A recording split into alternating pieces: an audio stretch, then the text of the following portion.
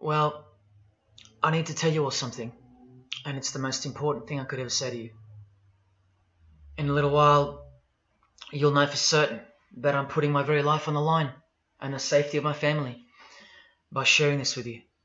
So I hope that buys me at least a few minutes of your precious time. If this video is taken down, it wasn't taken down by me, alright? Now I'm partly doing this to wash your blood off my hands, because God saved my life on a midnight highway one fateful night for this very cause. And He's watching, as He clearly proved that night. See, I should be dead. My sleeping driver was hurling us toward a concrete wall at 100 kilometers an hour when an angel of God was sent to wake me up from a deep sleep with just a whisper and just in time. And for what? Not so I could win X Factor or buy that dream Porsche or marry that dream girl, but for this, for these words, for this moment, so I can tell you something, so I can warn you about something. Nothing could be more important than this. So cancel that movie you wanted to watch, skip that gym session. Don't scroll down to the next post. Just stay with me. Stay with me. Now, don't worry about the quality of the video or the audio. Just focus on the content. Listen to my voice and trust your eyes. Most of you won't care for the shocking thing I'm about to expose to you, because no one cares. No one cares. Not my exes, former friends, former bandmates, work colleagues, parents, family members, strangers. No one cares. But still, I'm doing all this for one person. One single human being out there. God is calling you, and He's looking for the last ones before the storm.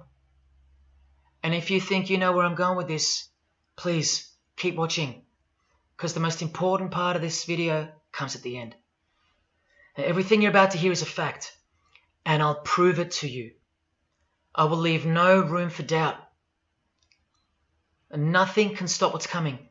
So this isn't a call for an uprising, boycott, protest. No. The Titanic is sinking, and it's unstoppable. All I'm going to do is point you to the life raft. And if you want to ignore me, then fine, proceed at your own peril. God knows I've tried. If you want to mock me, then at least share the video. Let others mock me too. Tell your friends. Check this freak out. Anything to help me reach someone who has eyes to see and ears to hear. And like I said, in a few minutes, you'll know why my well-being is in danger, and that of my loved ones too. Now let me ask you something real quick. Who do you think, generally speaking, runs the world? What type of people are the leaders of our countries and corporations, and the rich and the famous too? I mean, like, are they Christians? Do Christians run the world? Well, no, of course not. Buddhists? No. Do Muslims run the world? No. What about atheists? It's got to be atheists, right? Because we've come such a long way as a society, and atheism is the rational state of mind for the modern type of person, right? No. What about a mixture of people? Different types of people run the world. Let me tell you something. All the leaders from Africa to Europe to the Middle East, Israel, Syria, Iran, all the way to the Americas, all these people, and we'll get to the celebrities in a second, they're not atheists, Buddhists, or Muslims. No. What if I told you that they all belong to the same religion? A secret religion. One that none of them are allowed to talk about. One that you should worry about because it affects you beyond belief in ways that you never imagined. Before I tell you what this worldwide secret religion thinks of you and plans to do to you, let me tell you what this religion is. And how do I know about this religion? Because I used to belong to it.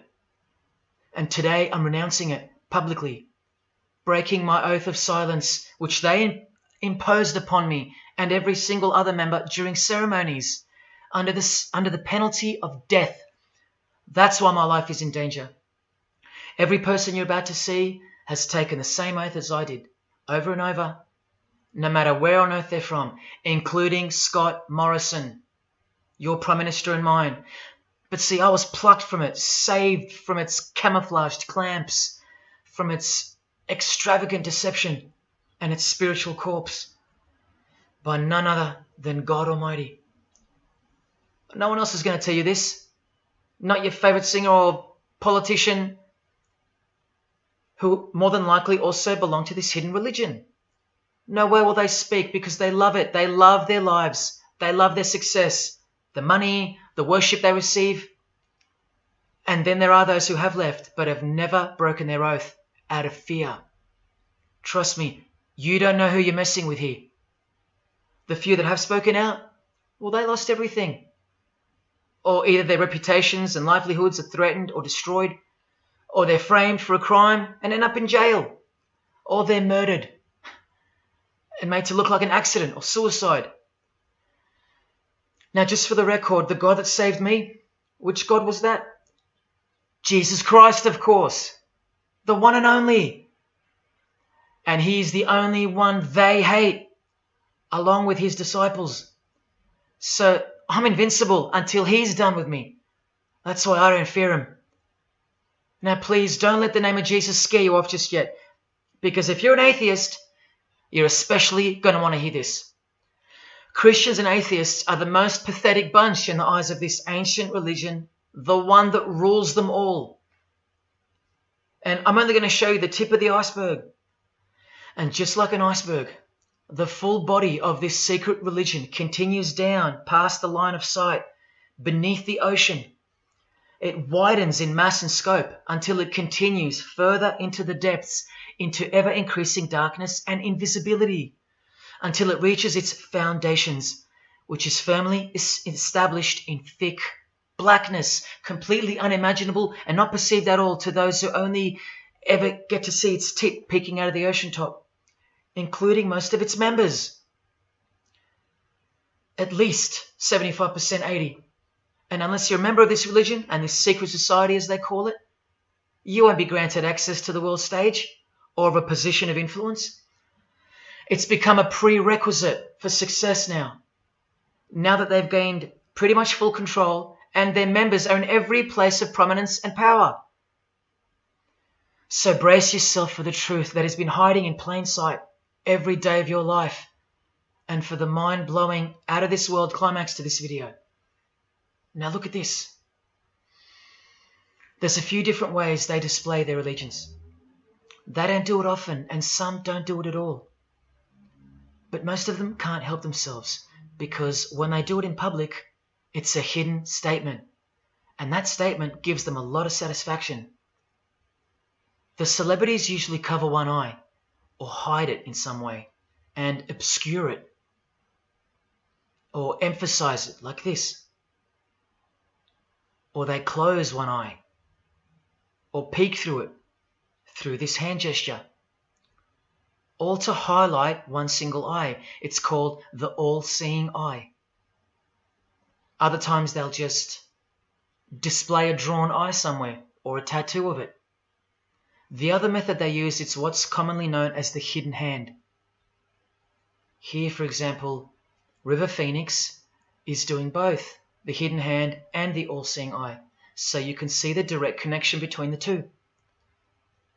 But in the political world, usually it's done with the hidden hand, and of course, this. That's a secret handshake for the members of the secret one-eyed religion. We'll start with Scott Morrison here, hidden in plain sight as usual, for everyone to not see as usual. Look at the handshake. I was taught this very handshake, or grip as they call it, during my time in this great school of deception. Here's a picture of a normal handshake, and here's the secret handshake. Normal, secret. Now here's Scott Morrison with Daniel Andrews. Normal handshake, secret handshake. All of them are sworn to secrecy under the penalty of death. And remember, I'll prove it to you very soon. Here's former Prime Minister John Howard giving the secret handshake, and Kevin Rudd bowing down to this bloke in front of Julia Gillard. all of whom are members of the religion. And Tony Abbott, you'll see in a second, and he's Julia again. Now, I once heard Julia being asked in a brief interview on TV while she was the Prime Minister. The interviewer asked her, "What religion are you?" My ears pricked up as I was eating breakfast and I froze to hear the answer. And she actually said, with a sinister smirk, "I'm a member of a secret society. Next question, please." And what happened? Nothing. No one cared. No one cared that the person who represents them just confessed that she's a member of a secret society, when the Australian society is at large the only society that should matter. And why is it a secret in the first place? I'll show you. Very soon you'll know their beliefs, and you'll know their master plan, and you'll know why they take such extreme precautions with such hideous oaths of silence under the unbelievable penalties, including death, to stay hidden from the public. So what's the name of this religion? Well, I'll tell you right now. But keep in mind, the magic word you're about to hear only hides the true religion inside of itself. That's how it's secretly flourished to spread like a cancer around the world. It's a religion within a fraternity. The name of the international fraternity, the one that camouflages, conceals, and cloaks the secret religion inside it, is this: Freemasonry.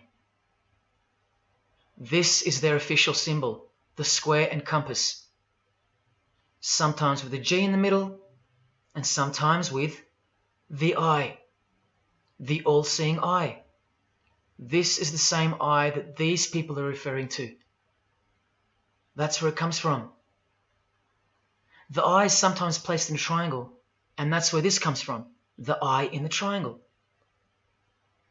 Here's Chris Angel doing it, standing also next to a mate with a square and compass shirt on. Not a coincidence. This is not something Jay-Z invented.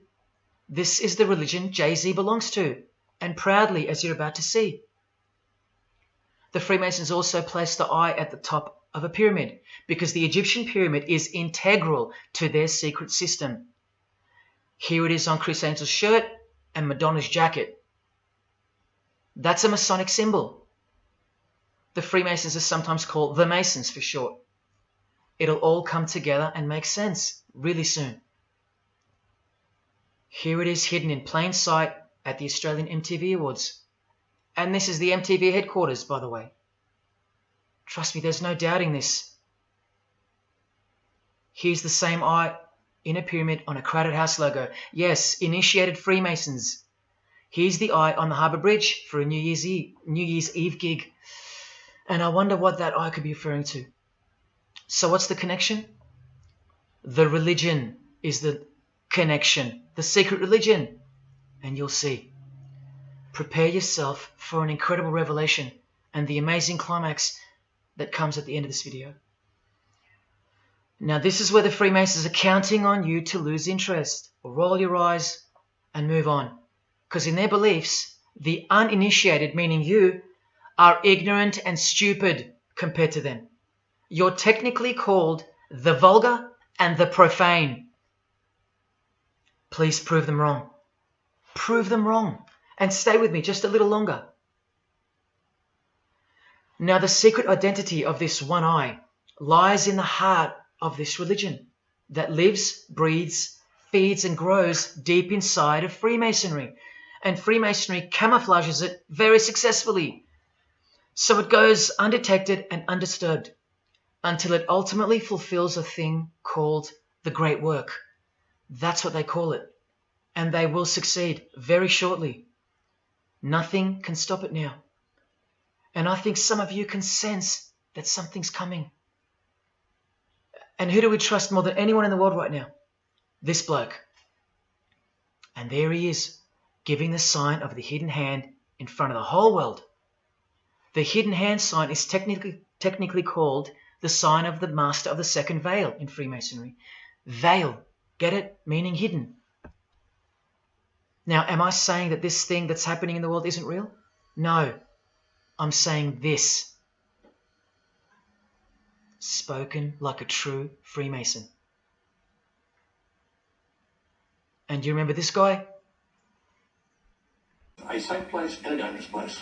We must treat this new world order, this new world of COVID, we must treat this new world of COVID even in our own homes. So what is this New World Order that he accidentally mentioned?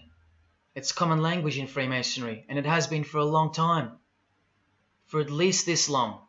Since the US $1 bill. Hidden in plain sight, complete with the pyramid in the eye. It's the ultimate goal of this religion. And I'll show you what the great work is, at any cost. And Australia, like every other country, is now up to its neck in this pyramidal, one-eyed occult religion. You think there's nothing hidden on our own money? What about this shadow of a bloke?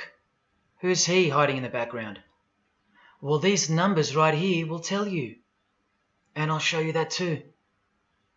Did you know there's a giant pyramid in Australia? You want to see it? Sitting right at the centre of Australian power? Look closely, because you'll miss it. Because that's the way they designed it. There it is. Hang on.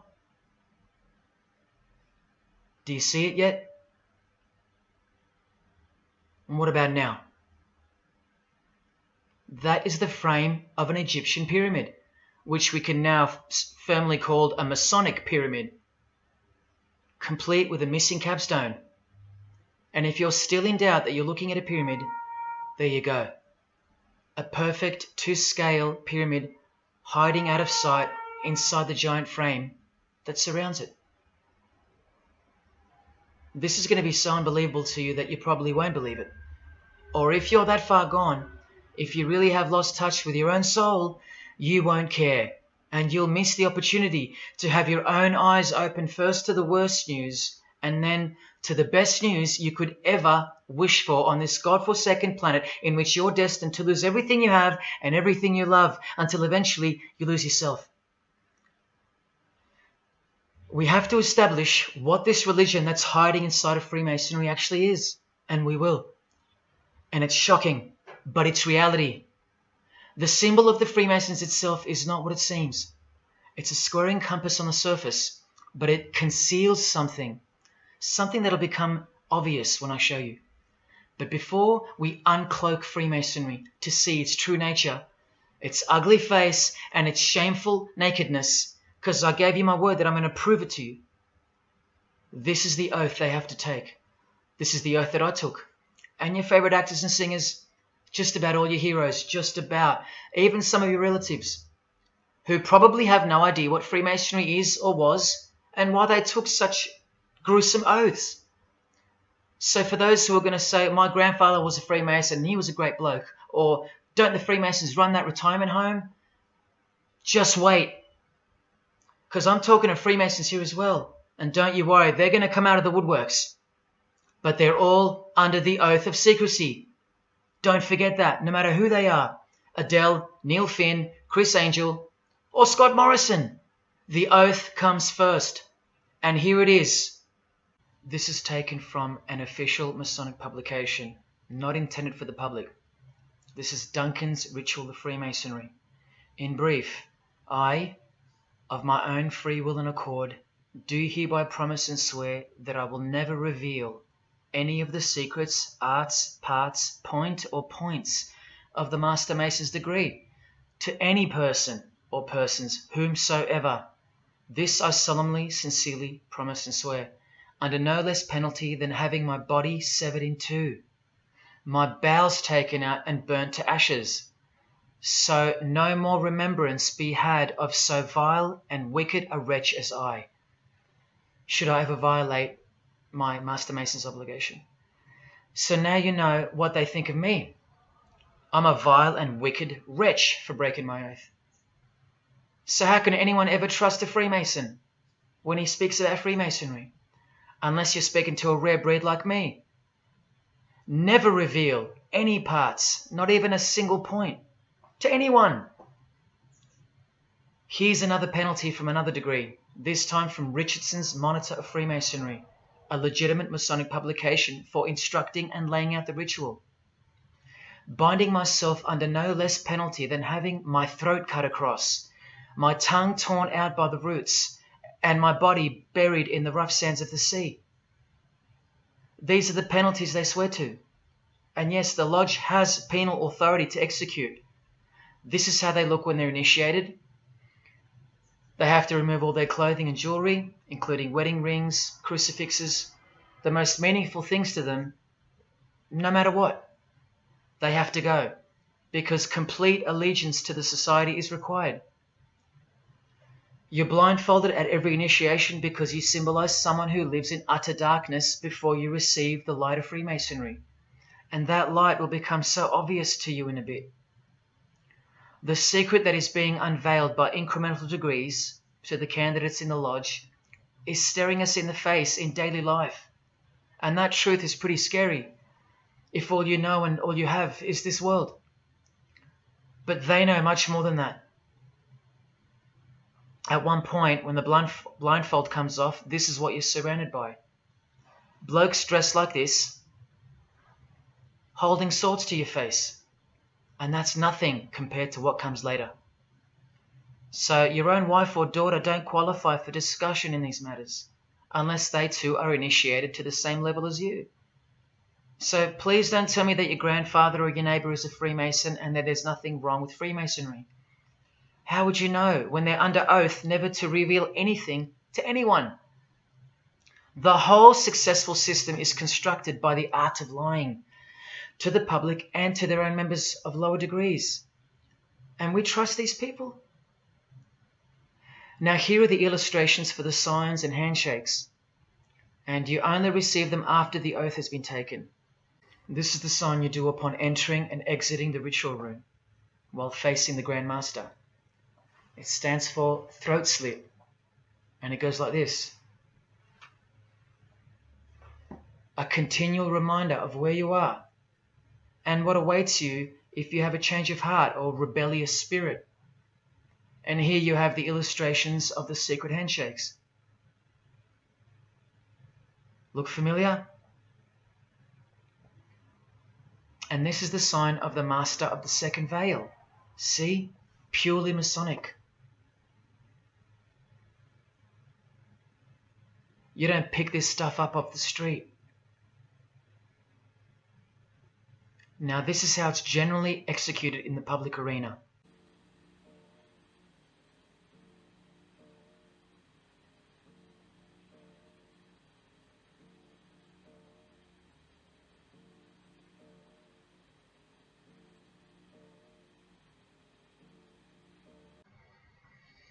Sneaky, sneaky, huh?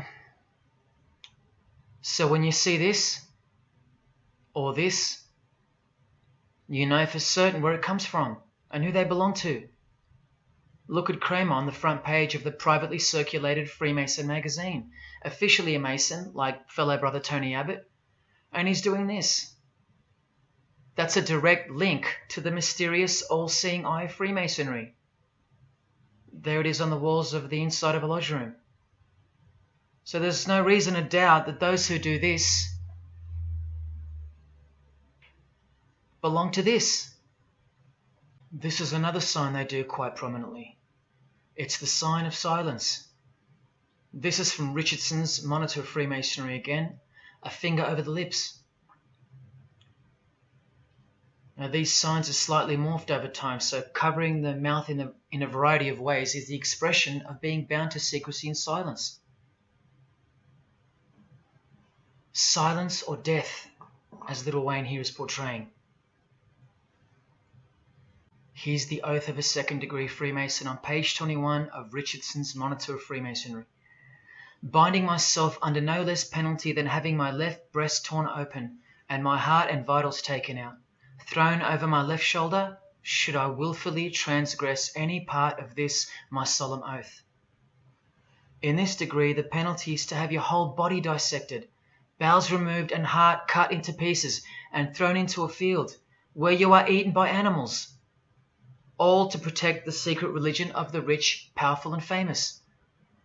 In the Knights Templar degree, the penalty is to have your head cut off. Listen to this penalty, and this one has happened throughout history more than any other, because it works so well without having to resort to death or the threat of death, and it's easier to execute. Now, this applies to all areas of industry. It's done through the ruining of your reputation by fellow Freemasons, pointing him out to the world as an unworthy vagabond, by opposing his interests, making life very hard for you, by deranging his business, by transferring his character wherever he may go, and by exposing him to the contempt of the whole fraternity, the secret society, and the world. Wow. How many people do you think they've threatened, ruined, framed, cheated, and utterly destroyed to protect their secret religion?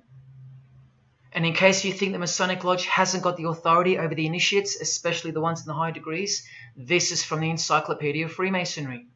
Under mandate, the orders and decrees of the Grand Master or of a Grand Lodge are called mandates, and implicit obedience to them is a Masonic obligation. And in Sickles' Monitor of Freemasonry, you plainly see they have a right to kill. A lodge has a right to exercise penal authority over its members, exercise the penalties. So don't let a Mason tell you, oh no, that's just symbolic, the oath. Their laws are above the law of the land, and the proof are the oaths themselves. Because in normal society, you can't ask someone to accept having their throat slit as a penalty in order to be a member of any club or workplace. Unheard of. But not in Freemasonry, not in the secret society world. I told you, you don't know who you're dealing with and what's coming for us all. Here's what they think of the public. Here in speaking to the candidate, it's stated, but have a care not to defile the sanctuary by a spirit of curiosity, meaning don't try to join us just for fun. And take care not to increase the number of the vulgar and profane, meaning don't invite too many outsiders to join because they're vulgar and they're profane. This is more or less an invitation-only fraternity. Here from the Encyclopedia of Freemasonry again, written for Masons only and written by 33rd degree Masonic legend Albert Mackey, stating the same thing. Masonic definition of profane. One who is ignorant of the sacred rites of Freemasonry. One who is not allowed to enter the temple and behold the mysteries. And here, being uninitiated. That's the world at large. And here, from this old ritual book written by the same legendary author, in the 33rd degree initiation, the Mason drinks wine from a human skull, which has been the cause for a few to leave Masonry, because they wonder, whose skull is this? In the 30th degree, part of the ritual involves stabbing skulls. Illustrated right here. The process of submitting the member further and further involves things like this. See, the candidate who's seeking admission into the next degree to receive more light has to be humiliated and intimidated. This guy here has his foot on the candidate's head. This is what our celebrities and politicians and the most prominent members of our society have done and continue to do. No one is exempt from this. And this is the intimidating and frightening path that you must take that binds you to the secret society before you are revealed the true beliefs of the religion. So can you see the risks I'm taking? You have to stay till the end. Don't let me down. Don't let yourself down or your fellow man. Believe me, it'll be worth it. Now here's one of the 3 greatest Freemasons of all time, who actually helped construct the 33 degrees or rituals of modern Freemasonry, Albert Pike. A hideous man with a deeply complicated mind, and one who will soon help you to see who they really are. This is how important he is to Freemasonry. He's buried here, in the House of the Temple, a Washington Masonic Lodge, just around the corner from the White House. He was called the Grand Commander Sovereign Pontiff of Universal Freemasonry, a giant of this secret society, the only Confederate general who has his own statue. And who were the Confederates? The dudes that fought for slavery, not against it, defeated by Abraham Lincoln, who was surrounded by these Freemasons, and who was assassinated by this one, John Wilkes Booth, doing the same sign of the master of the second veil. A Freemason assassinated Abraham Lincoln. Undisputable when you have the eyes to see. Now, Albert Pike writes in his colossal work, which some refer to as the Bible of Freemasonry, called Morals and Dogma, and on page 113 he says, "What can there be in common between the vile multitudes and the sublime wisdom?" That's what Freemasons possess, sublime wisdom. That's what their secret is. It's sublime. The secret I'll reveal to you. Now, just quickly, here's Freemason Kanye West. Here he's giving the Masonic grip to his brother Mason Jay-Z. Look at the lapel he's wearing in this picture. It's the same double-headed eagle as on the front cover of the so-called Bible of Freemasonry, Morals and Dogma, written by the Grand Commander Sovereign Pontiff of the religion that Kanye and Jay-Z have been sworn into and thus granted access to international success. His Christian conversion isn't what it seems, and you'll soon see what job he has to do. Now look at what else Freemasonry thinks of the uninitiated, from the words of the Grand Commander himself. The truth must be kept secret, and the masses need a teaching proportioned to their imperfect reason. I hope you're listening, because we're about to get going here. These truths were covered from the common people as with a veil. There's that veil again. And the mysteries were carried into every country. Freemasonry was secretly imported from the East into the whole world to weave its web in the darkness to increase and advance its agenda. The sages, meaning the enlightened ones, always had an esoteric creed, unknown to the vulgar. And here he says, to the end that the vulgar herd, seeing, might not see anything, and hearing, might comprehend nothing. Are they right? Am I wasting my time, laying it all down for nothing? Because they know you so well? Your favorite celebrity and politician's secret religion is beyond the reach of the vulgar. Vulgar is what you are to them. He won't tell you.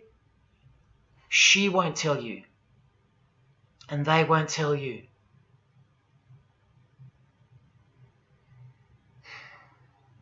Because the other obscene penalties from the rituals of Freemasonry include having your ear and hand chopped off, or both hands, being hung in your own home, and my personal favourite, having the top of your skull cut off so your brain is cooked in the sun. Now, can you imagine what they're hiding? And then the ritual monitor goes on to illustrate the same secret handshakes and signs. Hidden hand, sign of silence. These people mocking us, sometimes to our face with their symbolism, while we respect them, admire them, and sometimes even love them and idolize them. All of them partaking in the same initiation rituals. To belong to the secret society, a prerequisite for success. To belong to the religion that gives you everything you want, everything your heart desires. While the Gospels teach accurately that the heart is wicked. Now here is a practical example of how Freemasonry comes first, even above the title of president. Here's a portrait of George Washington doing the sign of the Master of the Second Veil, and here, Freemason, before and above president. And if you think that's just by chance that they put the word Freemason above president, then here, read this genuine quote from Harry Truman. This should tell you how deep the consequences of Masonic initiation go and what lies deep within. It's Freemasonry above everything else. There's the Queen showing her allegiance over and over. And here's the Queen leaving a very special hospital with a very special nurse. And this was the Queen's father, fully dressed in his Masonic regalia, and that God-forsaken apron they wear, which also hides something, just like the square and compass. In fact, what the apron hides is what the square and compass really represents. And it's staring you right in the face. Can you see it yet? Prince Charles, handshake, hidden hand. Prince Harry, Prince William, And here is the Grand Master of English Freemasonry, Prince Edward, also in full gear. What a lovely looking chap.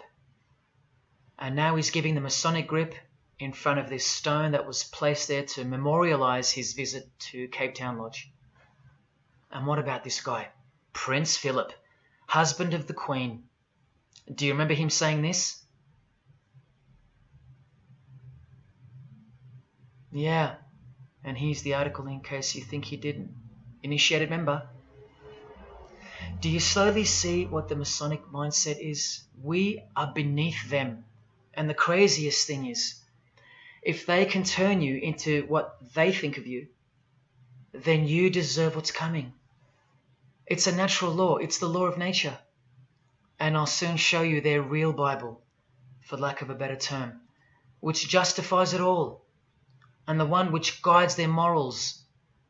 And it makes a lot of sense, because the power of the deceptive phenomenon of Freemasonry lies in the fact that it contains real truth, intertwined with untruth. Now, this actual book that guides their morals and plans, it isn't written by hand, and it's been around longer than the Bible. So they think it's purer, sublime as they call it. And it's the foundation on which the religion is built upon.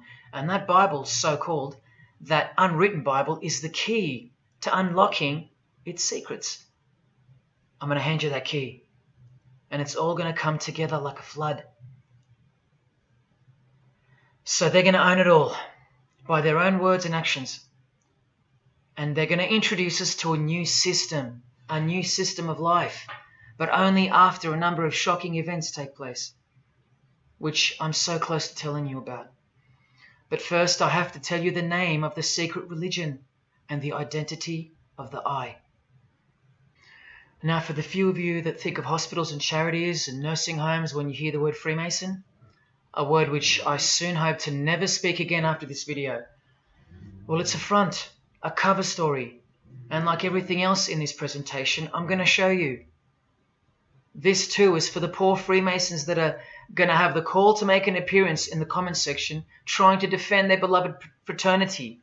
This is 33rd degree Freemason Manly Hall, who was named Freemason of the Century by the Scottish Rite Journal in 1990. And you'd be surprised how many Masons haven't heard of him, because they don't bother entering the Masonic library and searching out the mysteries themselves. These same Masons think they know something, and they parade themselves on websites and social media, calling people like me, oh, he's just an anti-Mason, anti-Mason. Blind fools at best, deceivers at worst. Well, the Freemason of the Century wrote in this book, and in this chapter, Freemasonry is a fraternity within a fraternity, an outer organization, concealing an inner brotherhood of the elect. One visible and the other invisible. The visible society is a splendid camaraderie of free and accepted men and women, enjoined to devote themselves to ethical, educational, fraternal, patriotic, and humanitarian causes and concerns like hospitals and charities. But the invisible society is a secret and most august fraternity whose members are dedicated to the service of a mysterious arcanum arcanorum, meaning mystery of mysteries. Now I wonder what that could be. So once again, don't listen to the lost or deceptive Masons that'll come here trying to cheat you from the truth, telling you that I don't know what I'm talking about or calling me an anti-Mason. Because there you just heard it. There's a Masonry for the majority of Masons, and then there's the real thing, the secret religion, which should shock you when it's announced.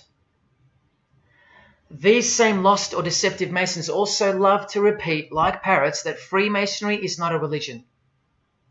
Well, what does the Freemason of the Century have to say about that? From this book, he writes, Masonry is essentially a religious order. Not just a little bit religious, but essential.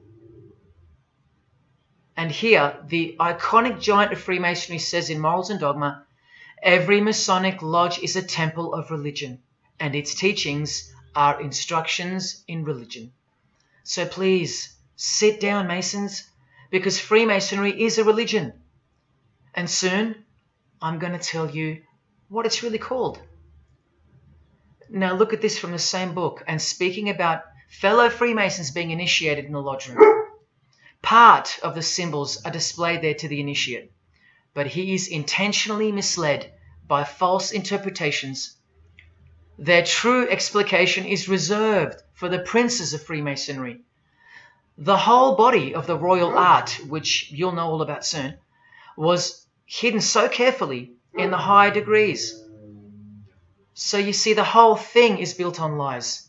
And the ultimate liar lives inside the triangle, above the pyramid, so that even the highest Masons are living a monstrous lie. Wake up, Masons. Even you are deceived, just as the public is. Unless, of course, you're hungry enough to want to acquire all the power and climb up that pyramid closer to the eye that sees all. In that case, close your mouth, go back to your lodge, and good luck to you. Or, of course, grow some kahunas and be honest. But then you can't, right? Because you'd be breaking your oath. Sad. Oh, it's good to be free, under the wing of the true master. Stick around if you're interested, and you'll get to see some wonder. When I pull that cloak called Freemasonry right off, and those that are still here watching will get to see the true colours of the nakedness and the horror of the Masonic Lodge, and the religion that rules them all. Another thing that Masons will repeatedly say is that this has nothing to do with Freemasonry, and it's just a conspiracy theory. Well, the 33rd degree Freemason of the century also wrote this book about 100 years ago, The Secret Destiny of America, and look at the front cover. And I'll tell you why America is so important for the ultimate goal of the secret society. It's disturbing, but it's also essential in understanding the near future and what's going to take place. So for the Freemasons that still say that this is not a Masonic design, especially this Masonic website called Masonic Info, insisting here that even the eye in the triangle or pyramid is not Masonic. Completely laughable and pure disinformation for the stupid masses. Try arguing against this. This is from a 1960 copy of the New Age magazine, an official organ of the Supreme Council of 33rd Degrees. No higher authority in the United States to speak of the relationship between Freemasonry and the US $1 bill. Masonic symbolism in a $1 bill. Look at them all. 13 leaves, 13 bars, 13 feathers, so on and so forth, and of course this, the Masonic all-seeing eye, located in the pyramid. So you think this is a conspiracy theory or just a plain conspiracy? Well, here's JFK, yes, a Freemason, but one who had enough when he wanted to print money disassociated from the Masonic central banks, just like Abraham Lincoln, and he paid the price for it as well. Listen to the speech we never hear about in school. More proof that they control the education system here and everywhere. Please, just have a quick listen to this. Ladies and gentlemen, the very word secrecy is repugnant in a free and open society, and we are, as a people, inherently and historically opposed to secret societies, to secret oaths, and to secret proceedings. For we are opposed around the world by a monolithic and ruthless conspiracy that relies primarily on covert means. I am asking your help in the tremendous task of informing and alerting the American people.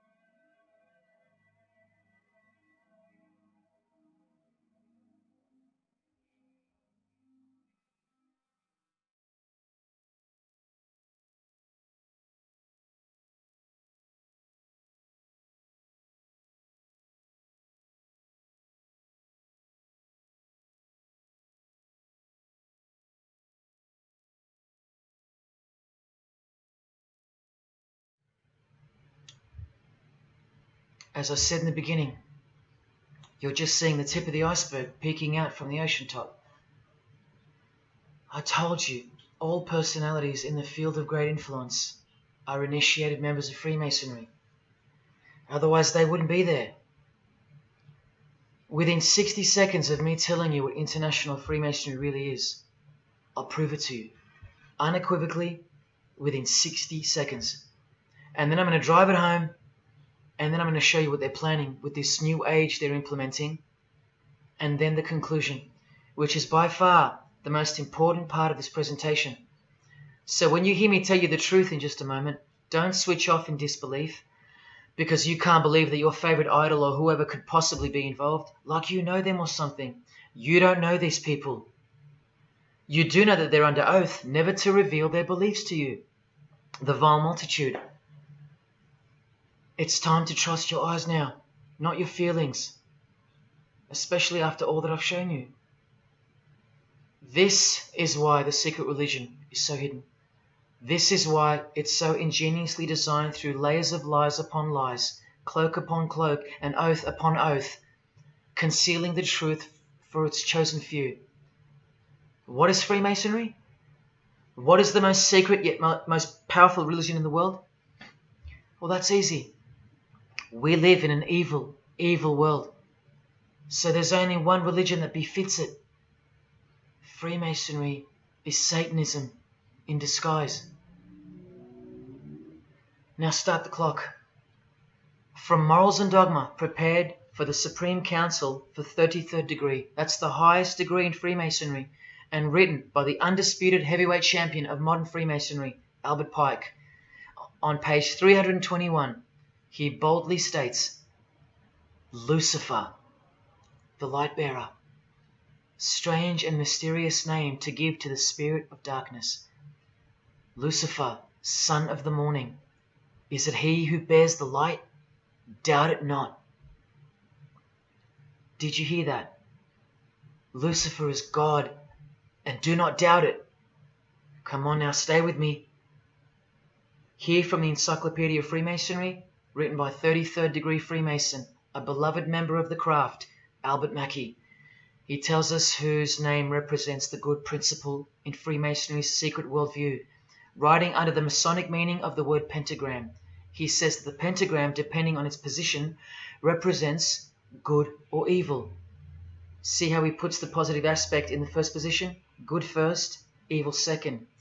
Good or evil, light or darkness, victory or death, initiation or profanation, Lucifer or Vesper. Lucifer is good.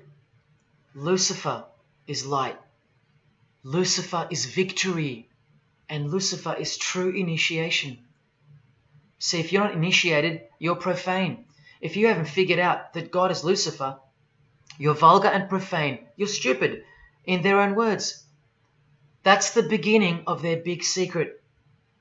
God is the devil, and we're already in hell right now. Now from the Freemason of the Century, Manly Hall, and this will make it 3 out of 3 legends of Freemasonry stating the same thing.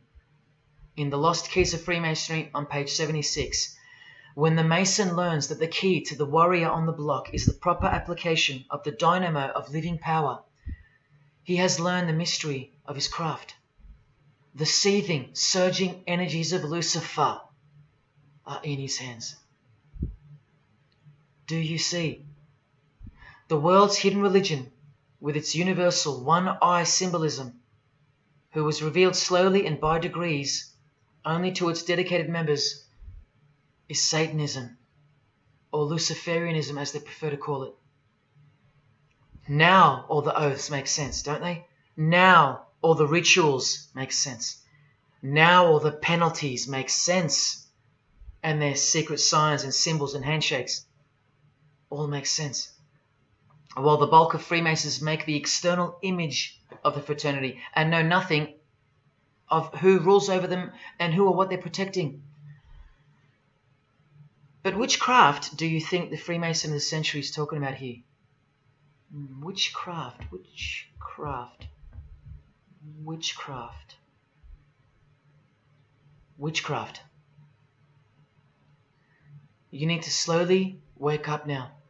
Witchcraft is the royal art of Freemasonry, jealously guarded and reserved for the few. I'll show you clear as day that this is in fact true. This is the symbol of Satanism. And this is the symbol of the lodge of female Freemasonry called the Order of the Eastern Star. Look at that. Satanism, Freemasonry. Trust your eyes. This is the symbol of the Church of Lucifer, founded by a 33rd degree Freemason, which I'll prove. Look at the Masonic squaring compass in the design. The Church of Satan and Lucifer, two sides of the same coin, nurtured and brought to an organized international level of power and influence by Freemasonry, in secret, and all done right under our noses. And if you think that your politicians or religious leaders or favorite idols can't be a part of this, you have to try and snap out of it, or suspend your everyday beliefs just for a moment, and I will clearly show you how it's not only possible, but it's actual. Please, I feel like it's now or never. If you don't get a glimpse of this now, then when? Who else is going to tell you this? When will you next be confronted with this? This is reality. And as much as you thought that ordinary people came into positions of power through hard work or concern for society or family connections, combined with brains and talent, that's not the case. That's the fantasy. This is the reality. They all go through Freemasonry. You think that Sam Worthington was so talented that he was picked over all those American actors to star in Avatar? Of course not. He was a Freemason. And so was the director, James Cameron, of the highest caliber. You have to remember that to them, Lucifer is good. Lucifer is the liberator. Jesus is the suppressor. Lucifer is pure love. Jesus is impure love. Lucifer left heaven for you. Jesus was crucified because he was a false Messiah. The world has always been deceptive, and we have been magnificently deceived. Here is an incredible example. Pay attention. This should blow your mind. Charles Darwin, the father of atheism and rationalism, was an initiated Freemason, doing the hidden hand of Freemasonry in this picture, and the vow of silence in this one. This would have remained unknown to us because no one's going to teach us this. But now we have the tools to see his beliefs, not through his words, but through his signs and symbols. I told you they can't help but to show off their religions, because they think we're stupid, vile, and ignorant. And I've proven that to you as well. So once again, are you going to prove them right by switching off and ignoring this? Well, unfortunately, more than 90% of you will. What I'm giving you here is priceless knowledge, because no amount of money or success can substitute its importance. And I'm risking everything but my own salvation to share it with you. If only for the few of you. Think about what you've just seen here with Charles Darwin, because I don't know if you got it. You cannot be accepted as a candidate of Freemasonry unless you believe in a supreme being, as exemplified here with Phil Collins, speculated by some to be an atheist, but this seems impossible because, being a Freemason, he has to believe in a higher power, or more accurately, supreme being, and I can personally vouch for that. And look here in the Masonic Oath itself. The candidate says, "I will not aid or be present at the initiation of an atheist, a madman, or a fool." Freemasonry believes that to be an atheist is to be the equivalent of a madman. And they're right. Yet while they propagate atheism around the world, in universities and schools, Charles Darwin himself was a believer in an intelligent designer, a supreme being. He had to be, because he's a Freemason. And that intelligent designer that gave birth to us is named Lucifer in the highest degrees of Freemasonry. See? Never tell. He lied to you, because that's what Freemasons do. The whole thing is a giant lie that was carefully constructed by mutilating the truth, because mutilated truths make the most successful lies. This is the secret to their success, a lying tongue and a lying spirit from the 1st degree to the 33rd degree, to each other and to us. I've proven that as well. And what did Jesus, how did he describe their God? The father of lies. How accurate. The one who comes to cheat, kill and destroy. How accurate again when I tell you their plans. Look here, Charles Darwin is noted as an influential figure by the Satanic Temple. And proof for them, apart from the intelligent design that is all around us, that Lucifer is real and that he's the god of this realm, is the power of witchcraft or magic. Magic works because there's a hierarchy or a pyramidal power structure in the spirit realm, a realm devoid of any love for you. And these spirits can be conjured up and summoned by the practitioners of the royal art of Freemasonry. They ask for something in return, however. Listen to Bob Dylan, a Freemason. Hidden hand, one-eye symbolism. Out here doing these songs, you're still on tour. I do, but I don't take it for granted. Why do you still do it? Why are you still out here? Well, it goes back to the destiny thing. I made a bargain with it, a long time ago, and I'm holding up my hand. What was your bargain? To get where I am now. Should I ask who you made the bargain with? with the chief commander. On this earth? And in this earth, and then in a world we can't see. How does one communicate with Bob Dylan's chief commander, Lucifer? By the jealously guarded royal art of Freemasonry, witchcraft. This is from the Encyclopedia of American Religions. Secrecy is bolstered by a system of initiations and degrees, the Freemasonic system. The material which is kept secret is the magical knowledge of the group. This knowledge may consist of rituals and powerful magical formulas. Do you think J.K. Rowling isn't a Luciferian? In this article, J.K. Rowling reveals the inspiration behind the Deathly Hallows symbol. And what is it?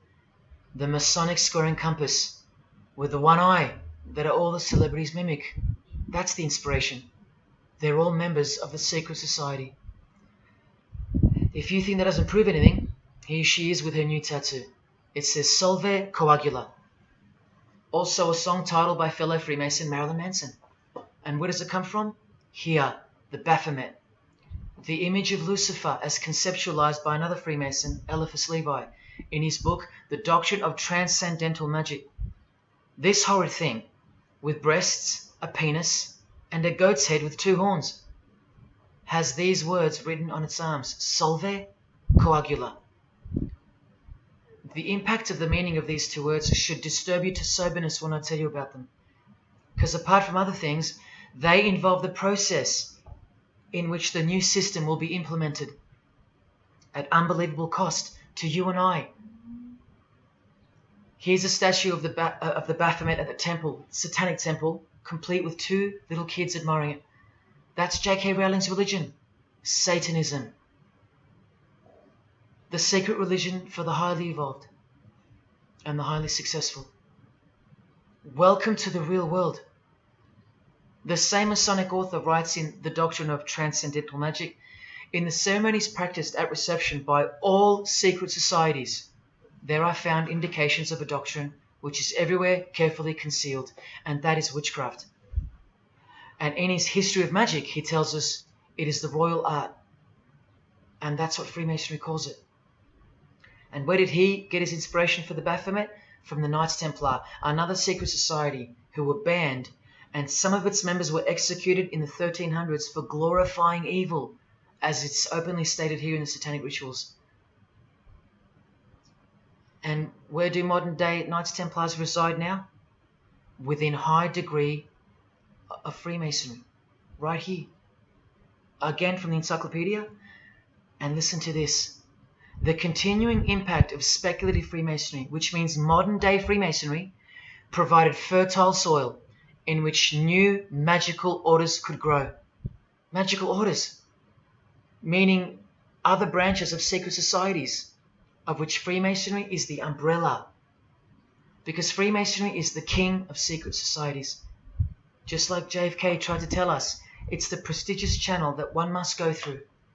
And it is the reason that the oldest religion in the world has made a colossal comeback and is now on the brink of success. Which, as I said, nothing can stop now. And again from the encyclopedia, the groups wear ritual garb and meet in magical lodges. And where do Masons meet? In the Masonic Lodge. Like here with a magical pentagram on their checkered floorboard. Are you believing your eyes?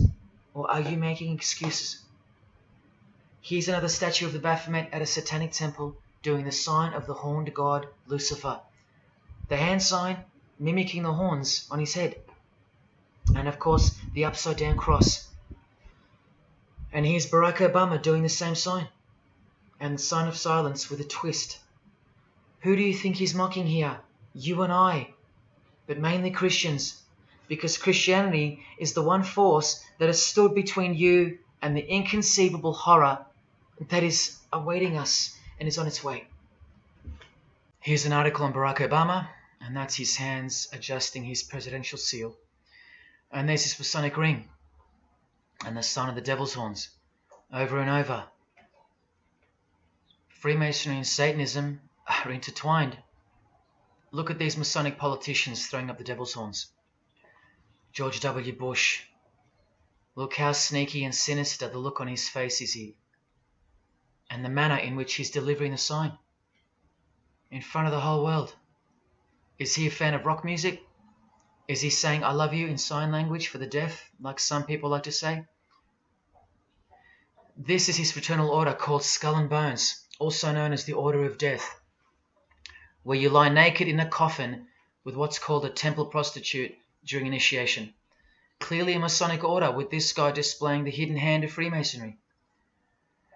In Stanley Kubrick's last movie before his death, he's telling you that all prominent members of industry, including politics, as the movie goes on to show, are members of a satanic secret society. In it, he shows the members engage in an orgy and feast after the ceremony of dedication to their horned god. To identify which secret society he's referring to, he leaves the clues in the artwork. Not once, not twice, but 3 times. The One-Eyed Religion. And who do you think the title of the movie is dedicated to? None other than the stupid, ignorant, and uninitiated masses watching the movie. And you know it now. He knew that when we'd leave the cinema, we'd be commenting on the performance of Tom Cruise, or giggling about the orgy scene, or just being disappointed because the movie went too long, or some other meaningless critique, with eyes wide shut. Look at the cover of his other movie, A Clockwork Orange. The eye on top of the pyramid. And on his shirt, the word devil in Italian. Let me take it up a notch, in case this isn't registering. Listen to the founder of the Satanic Church, Anton LaVey, tell us in his book, The Satanic Rituals, which is a companion to the Satanic Bible, Masonic orders have contained the most influential men in many governments, and virtually every occult order has many Masonic roots. This is back in 1972 he said this. Now 40 years later it should read all governments, not many. And why is the founder of the Church of Satan talking about Freemasonry, the most respectable and charitable fraternity in the world, that no one seems to talk about and that we never hear about in school? This is why. Because the Satanic Ritual is a blend of Gnostic, Kabbalistic, Hermetic, and Masonic elements. That's crazy because Freemasonry is a blend of Gnostic, Kabbalistic, and Hermetic elements too. Any Masonic writer will confirm that. But how can that be? Because Freemasonry is Satanism in disguise. On page 106, every rite of the Black Order employed Masonic principles. Every rite of these Black Orders, one of which was called Freunden von Lucifer, which translates to Friends of Lucifer. And guess what? There are numerous manifestations of Satanism in Masonic ritual, including the goat, the coffin, and the death's head. Please awaken, O sleeper, and let the glorious light of the truth dawn upon your sleepy eyes. How did Freemasonry get away with this? Just like Jesus, the greatest enemy of theirs, said they would, by dressing the wolves as sheep. A satanic underground carefully cloaked in Christian trappings. That's how Freemasonry got away with it. We can't find out about it because they run the media and the education system clearly. John F. Kennedy was brutally assassinated after he attempted to inform us that we are opposed around the world by a monolithic conspiracy. Did he know that Lucifer was the god of Freemasonry? I don't know. The Grand Master of my lodge, who was the mayor of the city, was a 32nd degree Freemason. That's one short of the top, one short of the true beginning of the secret religion, and he had no idea what Freemasonry really was. After 42 years in the lodge, they never invited him into the 33rd degree initiation because he couldn't see past the Christian trappings, as they were designed to do exactly that, trap the Christian, or trap anyone else who was too sensitive to behold the truth. Thus, Freemasonry could halt their progress at any time without suspicion because it's a rare thing to reach the 33rd degree, and every Freemason knows that. So that there are no rude awakenings that take place with those that aren't ready to embrace Lucifer as the true god of Freemasonry and the world. This is an ingenious system, birthed by what must have been demonic inspiration. Anton LaVey says that this ingenious system I speak of serves as a rudimentary screening process for organized Satanism. Exactly right. It's a filtering process, as I've said earlier. An international filtering process from which men and women are picked and permitted to enter the world stage. And I'm saying all this for those who naively think that politics and magic ritual do not mix. That's the founder of the Satanic Church. He admits that. Admissions that were never heeded because no one cares. How else did the Freemasons pull the wool over our eyes? The companion to the Satanic Bible tells us that as well. By filling the world with fools. And who's the biggest fool in the eyes of Freemasonry? An atheist. From the Encyclopedia of Freemasonry. One who does not believe in the existence of God. Such a state of mind can only arise from the ignorance of stupidity. All this time, you're laughing at Christians, and the Freemasons are laughing at you. Here's Brad Pitt, wearing his Masonic ring and covering his eye. Now here's a genuine quote from Brad Pitt, the Freemason. In short, I could really try on something different for myself. That was Satanism. It's working out really well. I made a pact. That's why. You don't believe him? Bob Dylan does. And the hand sign they all do. Allow me to show you what it symbolizes. And now that you know what you know, it should make sense to you. It stands for 666. Yes, indeed. Satan's number, foretold by Jesus Christ. Now just hang on, let me prove it to you. Here it is for all to see on this shirt design, worn by Guns N' Roses guitarist Slash. See the I in the middle of the 6? Repeated 3 times. That's 666. In this one, the design in the shirt is clearly demonstrated by the person wearing it. Another example, the hand sign with 3 6s on the shirt. Here's a movie poster, the hand sign and the 6 on his lapel. Connect the dots. Here's Don Cheadle, the hand sign, and here he covers one eye with the dice. What's the number on the dice that he holds toward the camera? 6. There's literally 3 6s that manifest in the hand sign itself, like this. That's why they do it. Here's Drake with the most obvious example, holding up the hand sign with the all-seeing eye of Lucifer on his bicep. And here, blatantly connecting the 6 to the hand sign on the artwork to one of his songs. The hand sign over one eye, obviously signifying a 6. This is proof. The number is mystical and it's grounded in reality, and it's related to sex rituals within witchcraft. You'll see, I'll show you. But if that's not enough, there. Drake is clearly intending that hand sign to be a way of communicating the number 666. A hater of Christianity and Jesus Christ. But I wonder why.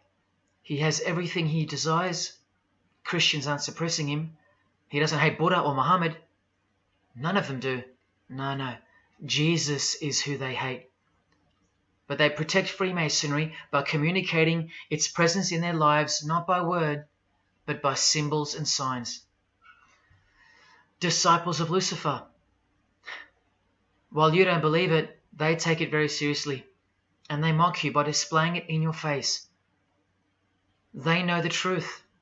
The chief commander, the one at the top of the pyramid, is Satan, the god of this world, just like Jesus told you who he is. Britney Spears doing the 666 over the eye, and look at this. The devil's horns while she wears the seal of the US $1 bill, designed by Freemasons. You know why now. You just have to stop denying it. Freemasonry is Satanism in disguise. This is how they tell you. Let's go to Britney's close friend, whom she tongue-kissed in front of the world, sexualized as these people are, and for all the girls out there to be inspired and corrupted by. Madonna, wearing the same Masonic design as Britney. 666 hand sign, the one eye symbolism, and the vow of silence. The vow of silence with her fellow practitioner of witchcraft. The Masonic eye in the triangle behind her, and now the upside down cross of Christ on her outfit. A member of the secret society who hates Jesus with a passion, as you can see here with Lucifer, the god of Freemasonry, giving her oral sex. Deep despisers of Christianity. Are you wondering why yet? The sign of the devil's horns here, meaningfully placed and done with precise intent, like with all of them. And here teaching her poor children to follow in her footsteps. Truly only God knows how many young people she's perverted in her career, all orchestrated by Freemasonry. Here's the founder of the Church of Satan again, Anton LaVey, showing the horn sign. The horned god of the witches, as illustrated by Una Woodruff in her book Witches. And here, with a member of the Agora sect of Hinduism partaking in a ritual of the oldest religion of the world. She's drinking blood here from what? A human skull. Sound familiar? That's right. That's what all the high-level Freemasons do, except they use wine, until they themselves are invited into the secret religion. It's ritualistically done to gain magical abilities, not a myth. And look at her hand sign. It's also known as the El Diablo. Do you still think this hand sign is a joke, or it's misunderstood or misrepresented by people like me? Look at the cover of Anton's other book called Satan Speaks. Look at the eye. He has one eye emphasized. Can you see? What about the image of Lucifer in the Satanic Temple? Look at the right eye. It's darkened. You ready for this? From the Bible. And this passage is thousands of years old. Woe to the worthless shepherd. His right arm shall be completely withered, and his right eye shall be utterly darkened. Where do you think this hatred for Jesus comes from? Do you think it's because we've outgrown it? Or because it speaks the truth? Who do you think this worthless shepherd with one eye darkened is? And who said, I am the good shepherd? Who said that? Jesus Christ is the good shepherd, not the worthless shepherd with one eye. You think this is all just a coincidence? Just hang tight a little longer and you will see some wonder. Here's Anton LaVey with Freemason Marilyn Manson, and here's Marilyn covering his eye. In case you forgot that this is the eye of Freemasonry, the international religion they all belong to. Here he is giving the sign of the master of the second veil, the hidden hand of Freemasonry, along with his Masonic ring. You know how many presidents and journalists and common men have tried to expose Freemasonry? Or get it shut down, get it banned? Well, those days are long gone. Marilyn Manson, the Freemason who tears the Bible into pieces on stage during his performances, he captured the fundamental purpose of Freemasonry's existence very well when he said in an interview with Spin magazine in 1996, "Hopefully I'll be remembered as the person who brought an end to Christianity," echoing the dreams of grandeur, just like his spiritual father. Now Kesha, one-eye symbolism of Freemasonry, the eye in the triangle, and the sign of silence. So she's a member. And behold, an inverted cross in her music video, inverted cross on her outfit, and a satanic pentagram on this outfit, just like the symbol of female Freemasonry. You think none of these Freemasons look like witches? Really? And none of these witches in the making? Remember, 90% of them don't know what they're serving, or what they're doing there, or why they're taking oaths of such silence and such penalty. Avril Lavigne does, showing her allegiance with the one-eye symbolism, participating in lesbianism in a video, influencing the masses, subtly stealing her innocence. And what's on her helmet? One eye. And doing the El Diablo with pentagrams at her concert. Anthony Bourdain, with his one-eye symbolism, he was openly a hater of Christianity. And what kind of woman would suit a man like this? Well, a fellow member of the secret society who hates Christianity too, of course, Asia Argento. One-eye symbolism, again and again. The sign of Lucifer's horns, and this pose of his image. Remember the Baphomet. There's Asia mimicking its pose, complete with the finger position. Creatures with breasts and an erect penis and a goat's head. You know, things you find normal now, thanks to international Freemasonry, normalizing evil and filth through multiple levels of and avenues of propaganda and influence, including television, movies, music videos, schools, education, through legislation, through passing of laws to protect the evil nature, and of course through your favorite idols. Chris Hemsworth, just your everyday good Aussie bloke? I'm afraid not. One-eye symbolism and the sign of silence, both of which mean he's taken all the disgusting oaths of Freemasonry under the penalty of death, thus catapulting him over the competition, never to promote Christian values or Jesus Christ again. The 666 hand sign, and now, see how the hand symbol makes sense? Amber Heard, who was married to this Freemason, who's best friends with this Freemason. I told you they only date, marry and associate with their secret society. Here with the 666 over one eye, and this tweet. I think it's a tweet, I don't know. Look at the one eye closed, darkened if you will, and identifying its meaning with the devil's hand symbol. Of course, she camouflages the whole thing with her misdirecting words for the dumb masses. But we can see through that now, right? Oh, look, it's Elon Musk replying. He's a fan of Amber Heard. Or is there more to it? Good sign, he says. The sign of the devil's horns. The fertility god. The sex god. That's what he's referring to. Why on earth would he point that out? You know why. But to be sure, let's go to his wife or girlfriend, Grimes. One eye. And whose eye is it? You know that too now. The god of this world, who hates Jesus Christ just like she does. 2 inverted crosses of Christ and the pentagram. And what about Elon's mother?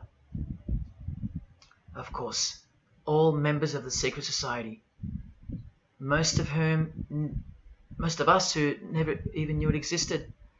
Blink-182, initiated member with some of his secret brothers from the lodge. Vow of silence. Sign of the devil. Cyndi Lauper, all-seeing eye. Vow of silence. the sign of the god of this world.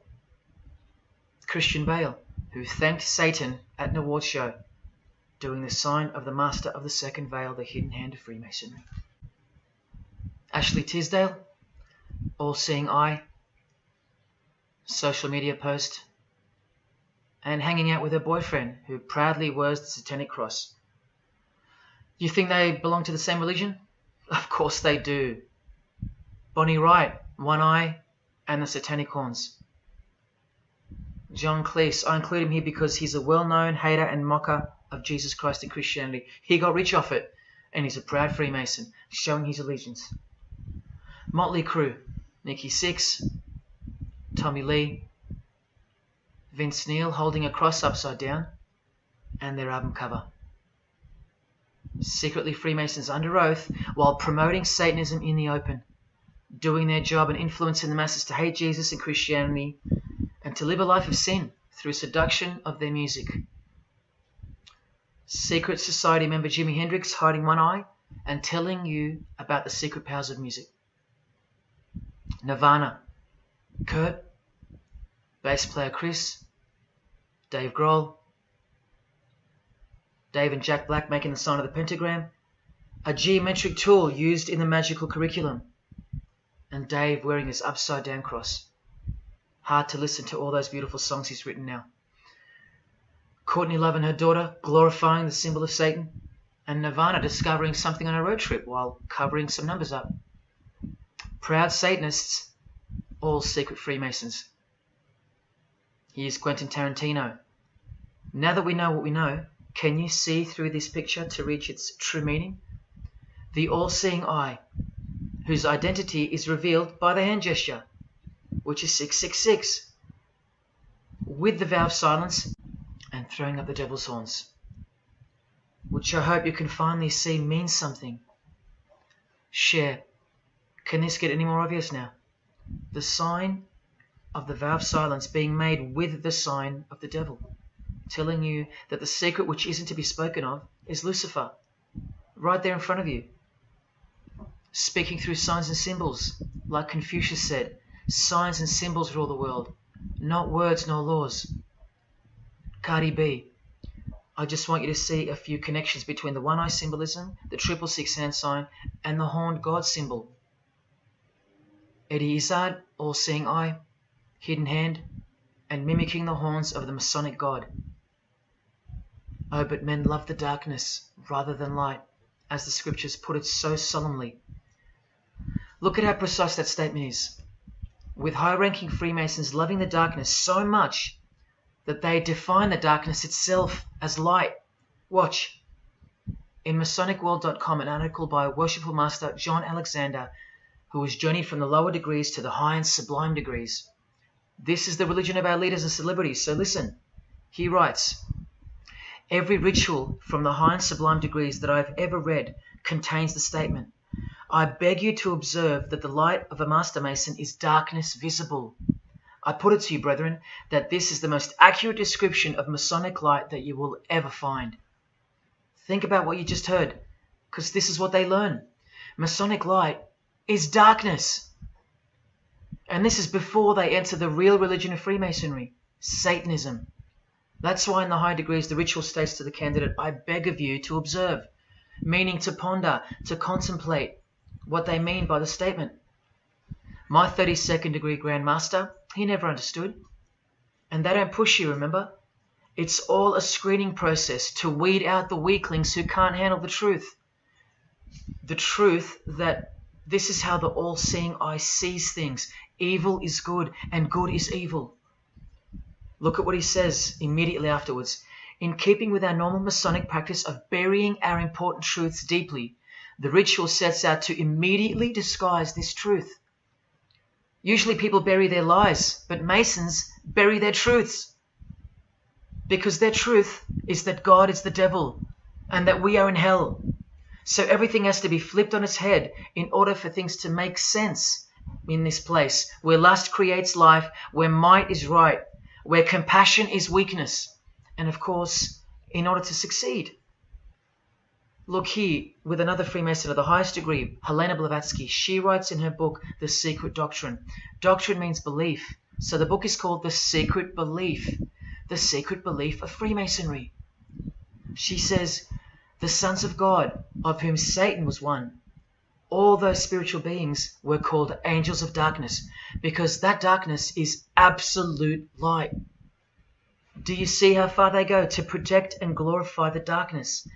Because men love darkness rather than light. If these were just randoms next door or some minor cult, I wouldn't be telling you about them, and I really wouldn't care this much. But these are not randoms. These are our heroes. These are those who have crept into the power structure very slowly since 1717, when the first Masonic Grand Lodge was organized, to overthrow Christianity and the world. These are those who we admire, trust. And these are those who have perverted our culture with one hand, the hidden hand, while upholding it with the other hand. So you can never call them out, because they run charities, nursing homes, and children's hospitals in the open, while they propagate smut, violence, debt, and of course atheism in secret.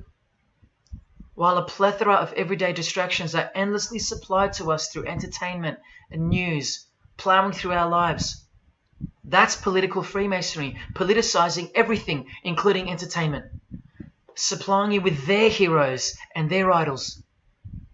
And now that 95% of the world have been spiritually disarmed by thinking, oh, the world is a good place and Jesus is a myth, they've rigged our infrastructure and they're about to bring it down so they can build up their new world from the ashes. A completely new system of life on this planet is coming. I promise you that. In a book called Satan's Master Plan, LaVey affirms his commitment to destroy Christianity. Now check out Anton LaVey, once again in perfect parallel with Freemasonry, stating in the Satanic Bible, waiting at the darkness visible for that bright and morning star. Bright and morning star being a reference to Lucifer. The exact same expression as the Freemason and worshipful master John Alexander that we just heard describing Masonic light. Darkness visible. Identical language. Because Freemasonry is Satanism in disguise. This is what the initiated queen of Freemasonry, Helena Blavatsky, says of the bulk of Freemasons in her book. The knowledge of their members about the full signification of their symbols is nil. And that's of course true to the Freemasons listening. How do I know she's a Freemason? Because her diploma was reproduced on page 66 in Freemasonry Universal, Volume 5, Part 2, in the Autumn Equinox, 1929. And also because she's displaying the Masonic penalty sign, like all these Freemasons. Drew Barrymore, all-seeing eye, vow of silence. And see, the symbol of her secret god. Elijah Wood, one eye, hidden hand of Freemasonry, and the devil's horns. Sammy Davis Jr., the eye of the Freemasons is the all-seeing eye of Lucifer. Because here he is with Anton LaVey, the founder of the Church of Satan. So when you see him hanging with other celebrities like Bill Cosby, can you be sure that they belong to the same religion? Sure you can. I told you they don't hang out with the uninitiated. You think the Rat Pack weren't Freemasons? Well, here's their leader, Frank Sinatra, doing the hidden hand.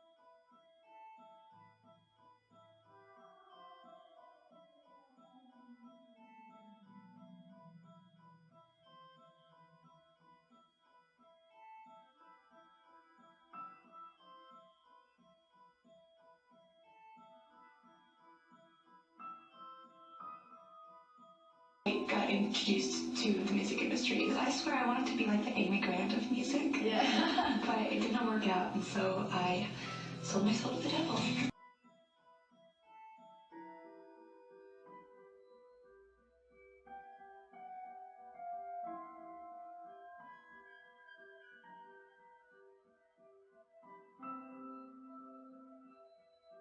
On that, how do you consider maybe doing more acting? I only had a few lines. It was fantastic, but I can't really tell you anything else. It was. Sure you can. I know, I can't. It's very secretive. It's a very secret society.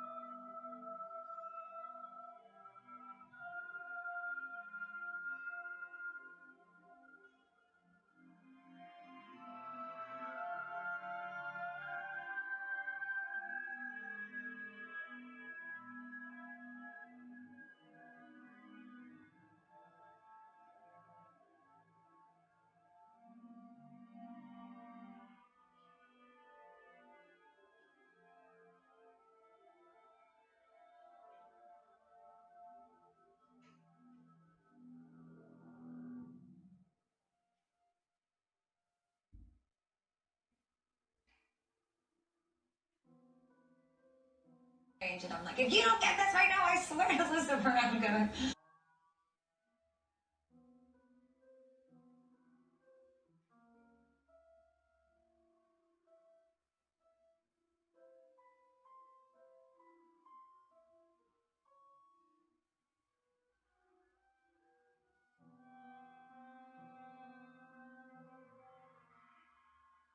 poker facing with your sexuality. When I was making love to my old boyfriend, I used to think about women sometimes. Oh, good Lord. I'm sure he was delighted when you told him. Oh, good Lord. I'm sure he was delighted.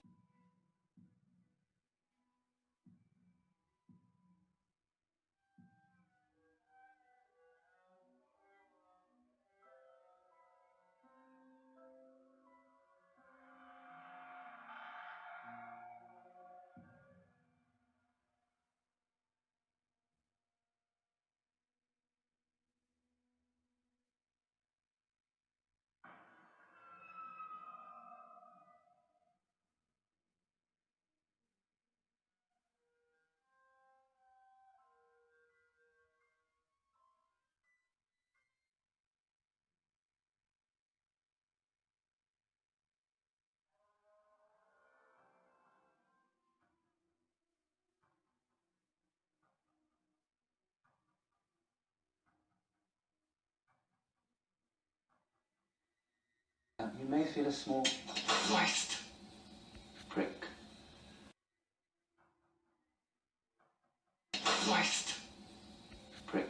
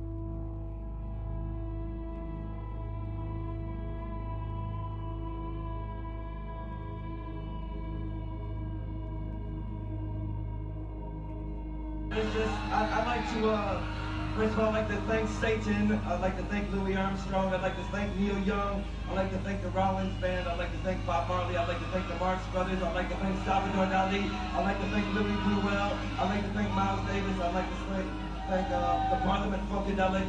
And I'd like to thank you, too.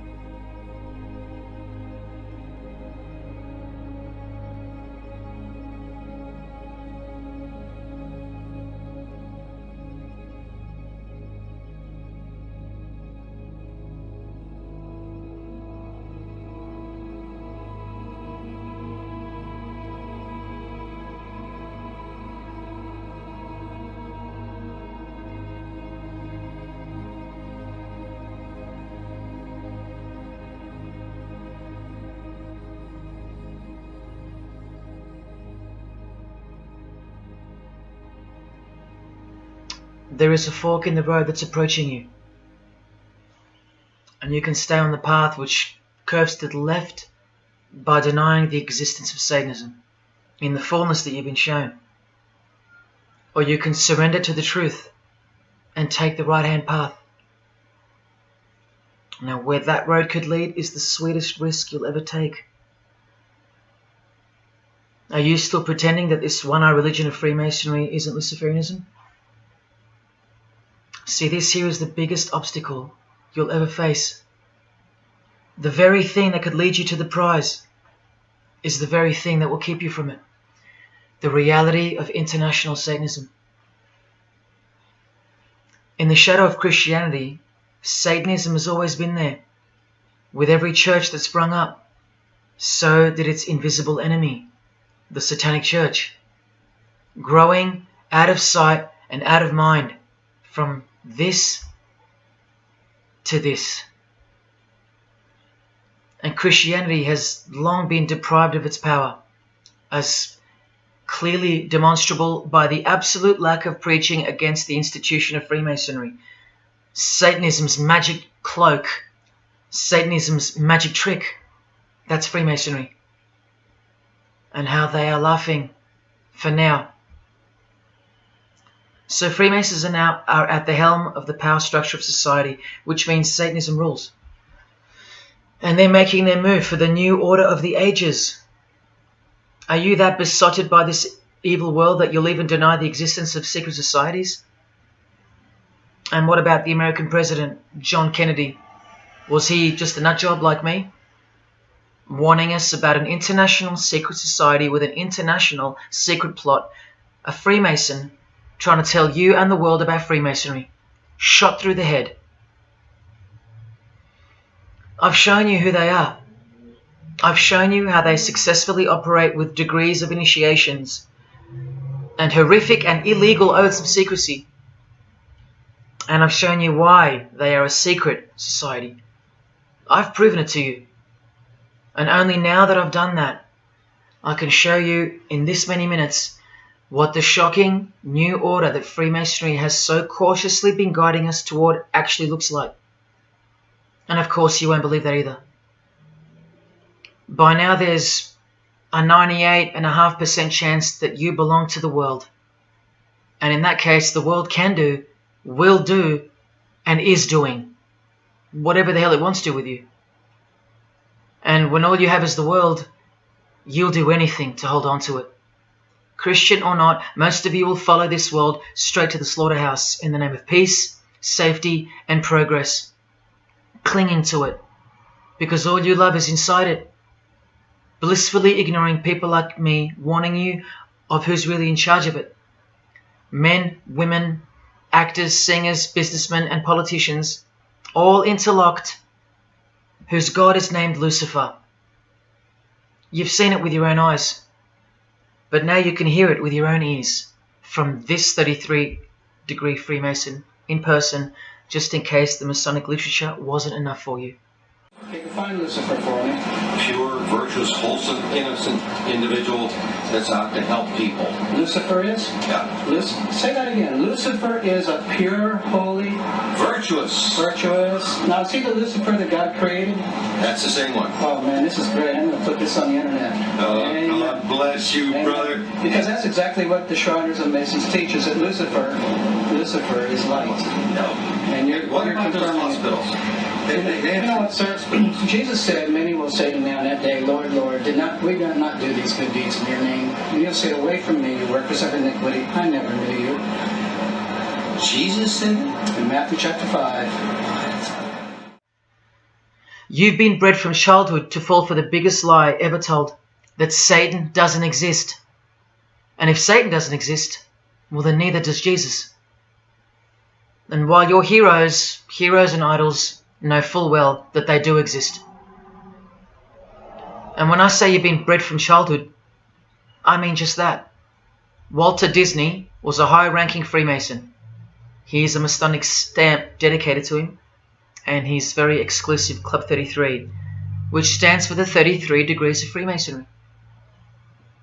And who's the god of the 33rd degree Freemason, Walt Disney? Or Walter hides the answer in plain sight, because that's what Freemasons do. Firstly, the God of Mr. Disney is wicked. See how they veil evil with a cloak of innocence? What does the word veil itself conceal? Secondly, Walter's God is horny, symbolized by the horned god of the witches. And we all know Walt Disney loves magic, which is witchcraft. So the depictions of sex are hidden in plain sight as well. Remember, lust produces life, not love. So lust is purity, lust is love for the high degree Freemason. And thirdly, he hides the number of his God's name in the open as well. No, that's not a 666 he's seeing interwoven in the design. That would be ridiculous, wouldn't it? Not even when they separate the sixes from the name, all three of them, and place them together for you like this, in plain sight. No, not even then will people see. Do you think things are any better 50 years later? Here's the Eye of Lucifer in the Nickelodeon channel, and his lightning flash. Remember what they actually believe about Satan. From Freemason Helena Blavatsky's book, The Secret Doctrine, meaning the secret belief. Who is Satan? He is the angel who was proud enough to believe himself God, brave enough to buy his independence at the price of eternal suffering and torture, beautiful enough to have adored himself in full divine light, strong enough to still reign in darkness amidst agony. Helena Blavatsky is suggested as recommended reading by the Encyclopedia of Freemasonry right here. And the Grand Pontiff of Universal Freemasonry, speaking of Lucifer, Satan and the Devil on page 407, writes that to the initiate, the devil is the instrument of liberty or free will. That's who Lucifer is to them, okay? To show you how little you know of who you're dealing with and the extent of this religion's influence and power, not to mention their plans, let me jump ahead for a minute. Watch this. This is Lucius Trust. The Lucius Trust is a non-for-profit service organization incorporated in the United States in 1922, and their objective from Lucius Trust website, dedicated to the establishment of a new and better way of life for everyone in the world based on the fulfillment of the divine plan for humanity. The divine plan. A new way of life. Like a new world system. Like a new order. Now you want to see who they work for? The Lucius Trust has consultative status with the Economic and Social Council of the United Nations. The United Nations, the UN. They consult the United Nations of the world. They advise the United Nations of the world. Now look at this. The Lucius Trust's publishing company was founded in the early 1920s as Lucifer Publishing Company. The Lucius Trust says that the name was probably chosen to honor Lucifer.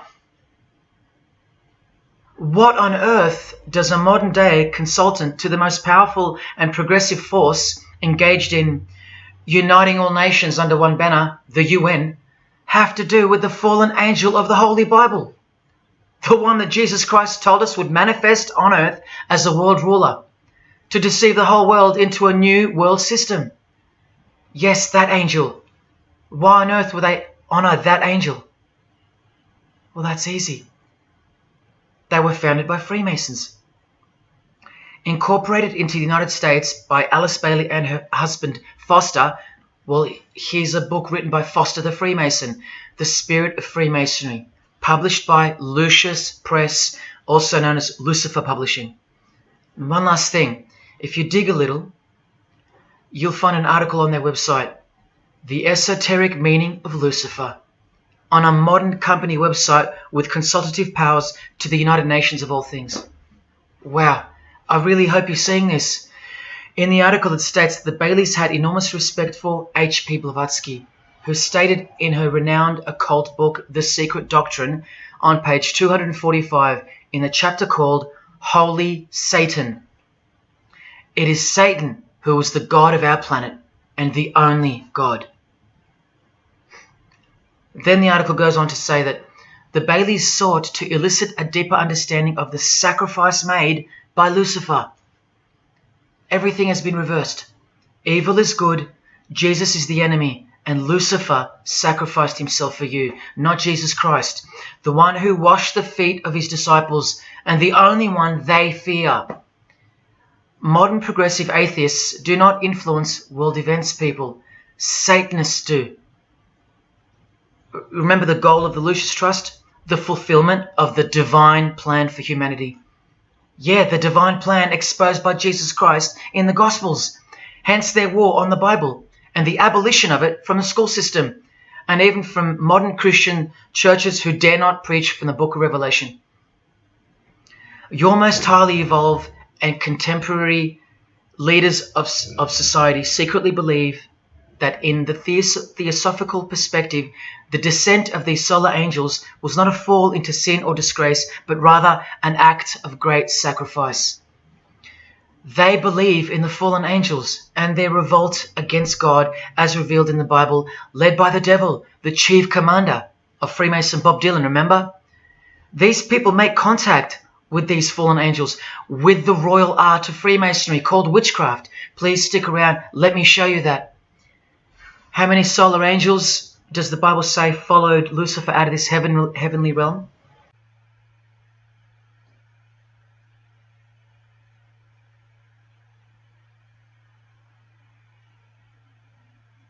A third of the angels makes 33%. Does that number sound familiar yet? 33 degrees of Freemasonry. Just a coincidence? From the Gospels again, which expose these people every time. Do not let anyone who delights in false humility and the worship of angels, and who has access to some visionary world, beguile you, trick you of your reward. You still don't believe that the false humility of the charitable fraternity of the Freemasons is behind it all? Well, Blavatsky also published a magazine called Lucifer with a woman named Annie Besant. And here's a letter written by Annie herself with the official Masonic letterhead. And here Annie signs off as a 33rd degree Freemason. Printed also in the left-hand corner, Annie Besant, 33rd degree, and a member of the Supreme Council. Undeniable and undisputable. Please don't make me prove it to you over and over. Have you caught a glimpse of who you're dealing with yet? They're all Freemasons, high-ranking. And they're all buffeted by a plethora of Masonic dupes who don't know any of this because they can't decipher the symbols and they don't care to try. They're proud and boastful and defensive of their beloved fraternity, in which they get to rub shoulders with the most important people of their suburbs, cities and towns, and in which they got on their knees to take blood oaths of death, calling other old decrepitated men worshipful master, yet still they think it's innocent and has nothing to hide. Delusional and lost, almost beyond hope. Some of them still think it's a Christian organization, just like the founder of the Satanic Church described. What do you get when you carefully conceal Satanism with Christianity? You get Freemasonry. People, Satanism is at the core of our world, and it is behind the new order that will be implemented soon enough. It will be all done through deception. You'll be tricked. Remember how I told you that the all-seeing eye sees that we're in hell? Well, the massive witch and Freemason Helena says so right here. Satan is the minister of God, Lord of the seven mansions of Hades, the angel of the manifest worlds. Hades means hell, manifest worlds means earth. This is who you're dealing with. This is the religion and the beliefs of the rich, powerful and famous. And yes, politicians. Do you want to go back to sleep? You can sleep after this. Or wait till I show you what they're going to do to you, coming up in this many minutes. For those who simply refuse to believe that Bono or Scott Morrison or Prince can be Luciferians because they all go to church, let me show you another Masonic ritual they do. And this is before Satanism or Luciferianism is revealed to the candidate. And then you tell me if Bono or Scott are capable of secretly believing in Lucifer. It all starts here with the Masonic apron. Different kinds signifying different grades. Have you guessed what it's hiding yet? The genitals. Pretty obvious. Like everything else they hide, once you can see. The genitals are the true working tools of a Mason. Freemasonry is foundationally a sex cult, like Satanism, because it all starts with sex, doesn't it? Life itself starts with sex. So the mystical force of the true God of Freemasonry hides in the hidden part of the human body. That's the Holy of Holies, covered by the Masonic apron, the seat of God, the seat of Lucifer. See here with Satanist King Diamond's artwork? The eye is attached to the horn god, but look at where the eye starts, from the waist down. That's where the apron of a Mason begins. And the one eye of Freemasonry is also the one eye of the penis, where life generates and springs forth. See the openly hidden secret of the Masonic square and compass now? You're looking at the sex act. That's the female in missionary position, and that's the male mounting her. The sex act. And the eye in the middle, with these emanating rays, is the orgasm and the ejaculation of the penis. See life shooting forth. That's how they see the sun and the earth too. The sun is the visible penis of their true God, shooting forth life continually. The light itself is the mystical sperm of the God of this world. The sun and penis generate life, while the earth and female womb produce life. The letter G, when replacing the I in the middle of the square and compass, stands for generation, sexual generation. The practical aspect of Freemasonry and Satanism's religion is that of a sex cult. You see Rod Stewart telling you he's a Freemason? By displaying the hidden hand of Freemasonry, also known as the Master of the Second Veil, and look at his other hand, taking the Masonic apron's place for covering his penis, which is the Holy of Holies, the seat of God for the Mason. And from the Grand Pontiff of Freemasonry, Albert Pike, hence the significancy of the phallus, the penis, or of its inoffensive substitute, the obelisk. Straight from the horse's mouth, the erect penis graces us, or should I say disgraces us, with its presence in every country in the world, marking its territory. The Masonic obelisk in our face, everywhere, making its bold statement, yelling, screaming in silence. This is another reason why we're considered the ignorant and stupid masses. Another example of hidden in plain sight.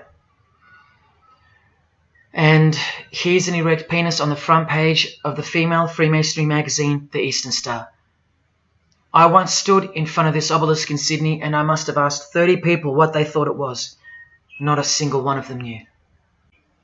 To the Freemasons of the higher degrees, the whole universe is in fact one giant and continuous sex act. This is the structure of Freemasonry. You can take this path to the top or this path. And way up here, you have the Order of the Mystic Shrine. The Mystic Shrine is what's found behind the Masonic apron, because that's where life comes from. That's the Mystic Shrine. You have to be a 32nd degree Freemason to be asked to join the Order of the Mystic Shrine. And then, once you're inside, you can be invited to join this order, the Royal Order of Jesters. See, Freemasonry is like Russian dolls, and Satanism is at its center. Look at some of the pins and lapel designs for the Order of the Jesters. You can only join them unless you're at least a 32nd degree Freemason. Sex and debauchery. Erections. The adoration of the phallus. Masturbation. Devils. Demons. Fallen angels. This one here, mocking holiness, reference to the anus, and sodomy, anything to mock the Bible. This disgusting one has King Momus sitting on a female's face, and hidden in plain sight is the square and the compass, for those who have eyes to see. Bestiality, yes indeed. this bagpipe player has an erection and the sheep is running away scared. Self-explanatory. This character has an emphasized eye, if you can see that, and the skull has an emphasized eye also. The wink and the one eye of the Indian. And the secrecy, the symbols of secrecy. On the far right here, the monkey covers his groin area, symbolizing the Masonic apron, and the black and white dogs, well, they symbolize the checkered floorboard of the Masonic Lodge, which is sexualized male and female principles. The horned god, where evil and good don't exist. And in the first degree, Masons are given a Bible stamped with a square and compass, oblivious to the inherent mockery and the foundation of the whole fraternity, as alluded to here with a genuine Royal Order of Jesters private lapel. This is a certificate that a jester receives after his initiation, and you see here their patron is named King Momus, and he was a god, or a daemon, which is a variant of the word demon, who was expelled from heaven, as the legend goes. Sounds just like Lucifer, because it is. Did Freemasonry disassociate themselves from the tax-exempt branch of Freemasonry known as the Jesters? Well, no, they didn't, because, this is rare footage of an event within the lodge. Now, I'm sorry about the quality of this, but this is a Masonic lodge. So for Masons that want to say that the Jesters are contrary to Masonry, well, look at these dirty old men, masters of the lodge, with sublime morals, all married, probably all have daughters and granddaughters, yet still this, inside the lodge. But for you it should be obvious, because you can see the square and compass, the sex act, and the all-seeing eye right in the middle. I told you that Satanism was the oldest religion in the world, and it is. The sex act was ritualized and organized as a religion before we called it Satanism. But Satan has always been the god, the horny god, the horned god of these sex cults. All of them, from Sumeria to Egypt to Greece and so on, that's called paganism. And the real Bible of the Freemasons and the pagans, the one not written by hand, the one that's older than any book, the one that supersedes all the rest in age, thus making it the purest and most unadulterated word of God in the eyes of the Freemasons, is nature. Nature is their Bible. And before you think there's nothing wrong with that, wait a second, because you're not thinking straight. Ask a Mason, whether he be a first degree or a 33rd degree, what is Freemasonry? And the universal go-to answer is this: a peculiar system of morality, veiled in allegory and illustrated by symbols. Now, why would you need to veil your morals? Because in their peculiar system, evil is good and good is evil. That's Satanism 101. A peculiar system of morals. That should tell you something. That should tell you everything. Why would your morals need to be a secret? Because their deeds are in fact evil. Glorifying the laws of nature, where cruelty and self-obsession are virtuous characteristics. That's nature.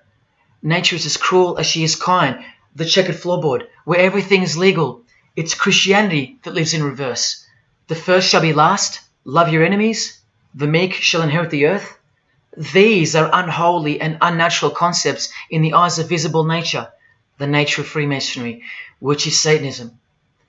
What the Freemasons really mean by this morality veiled in allegory is that they're allowed to steal because nature allows it. They're allowed to kill because nature allows it. They're allowed to commit adultery because nature isn't monogamous.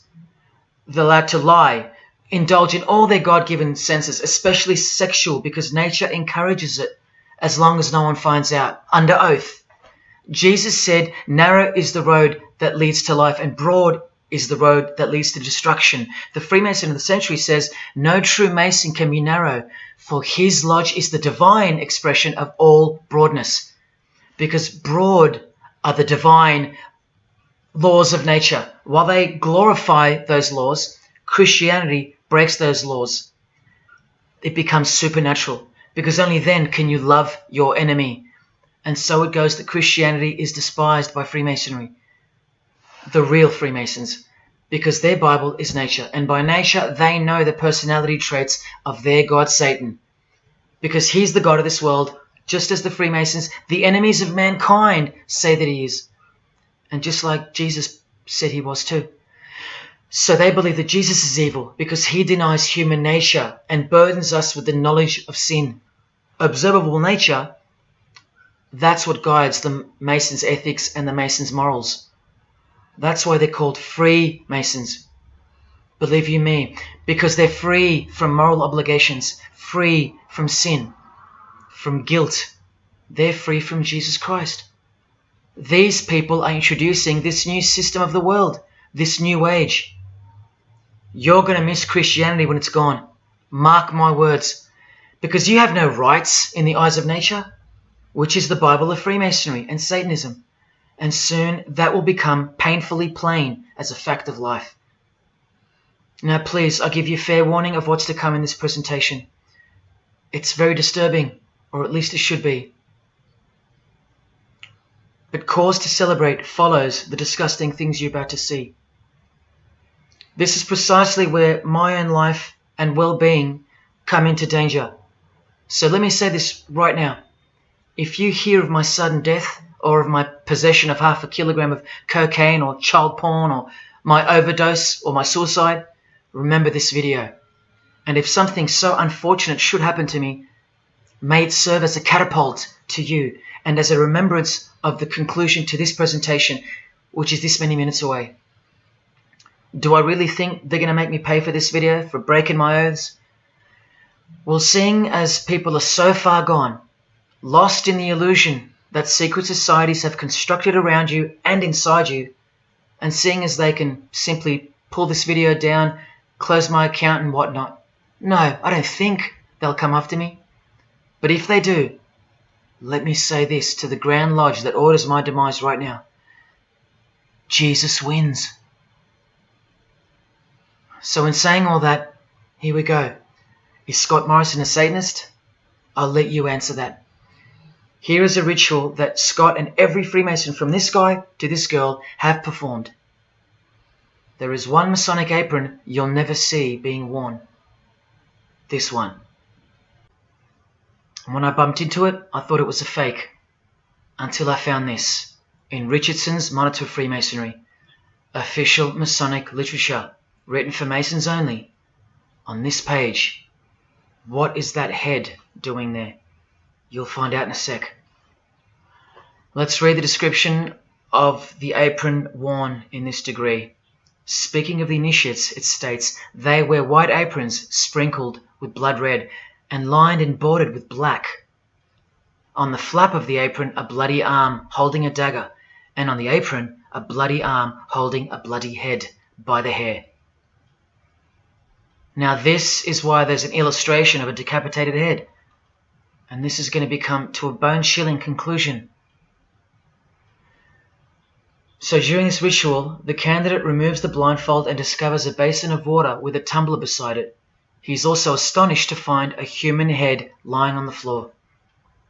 The master of ceremonies returns and directs the candidate to take up the knife in his right hand and the head in his left.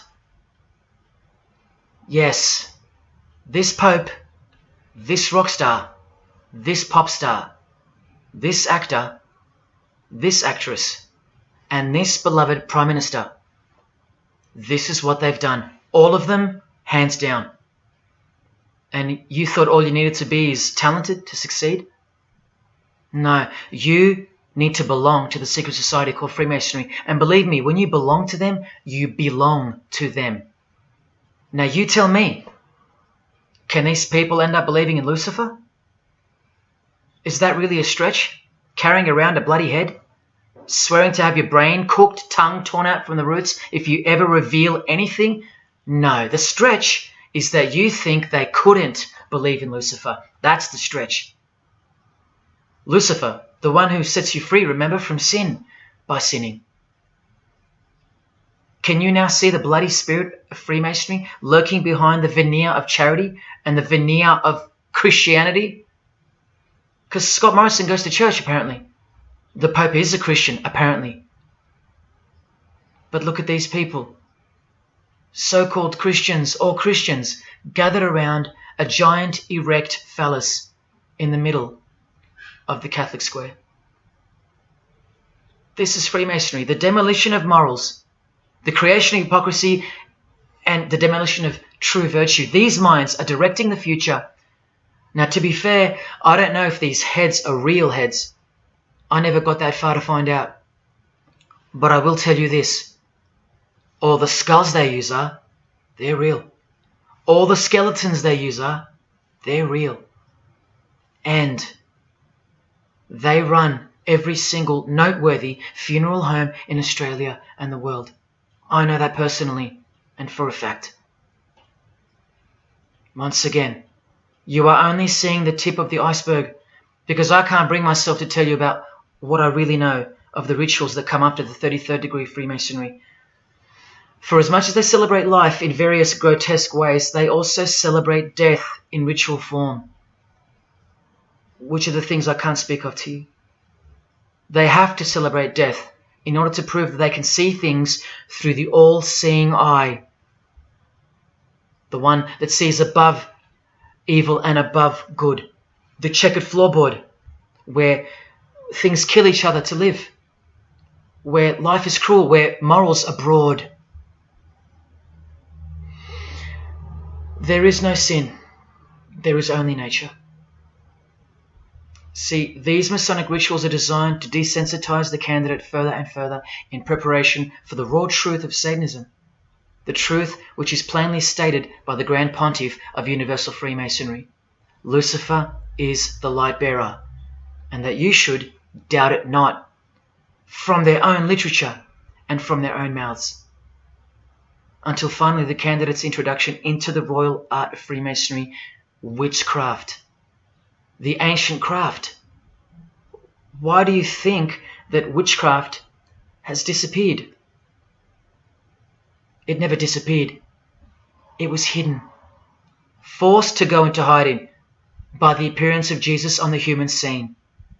Another reason why he's passionately hated, and soon him and his ways will be done away with in this new world, and so will your rights. You still don't believe me? You're still doubting all the evidence, like the Freemasons are counting on you to doubt?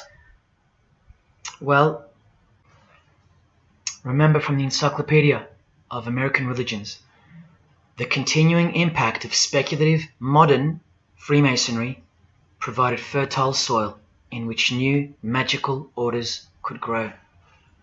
Watch this 2-minute clip. I can vouch for every single thing you hear come from the former Masons' mouths. In the initiation in Freemasonry, we had to be recommended by another Mason. Well, in order to join witchcraft, you have to be first screened. You have to be recommended by somebody currently in witchcraft. Well, when I was initiated, I was blindfolded and bound by a rope, and on your bare chest was thrust the point of a spear. In witchcraft, we were initiated through a very involved ritual, initiation ceremony, wherein the candidate was led blindfolded, bound by a rope to the edge of the magic circle. And the rope is around your neck and you're leaned forward. And up front, at the eastern end of the building, is a person who's a worshipful master. And you kneel down before him as if he were a god. You were met by the high priest or high priestess at that time, usually with a sword to your chest. When I went to enter the lodge, a sharp object was put to my left breast. And I was warned that should I reveal any of the secrets of Freemasonry, to know what to expect. When you're presented before the high priest, a sword is held against your chest, and you actually take a blood oath, promising to remain faithful to the secrets of witchcraft. Well, when you are in the room, this blindfold is taken away from you, and this is a time when they say that you're coming from darkness into light. During the initiation ceremony, the initiate is led by the lieutenant of the high priest and is challenged at the edge of the circle by someone saying, "Who goes there?" And the answer is, "One from the world of darkness." In Masonry, the prayers are ended with "So mote it be."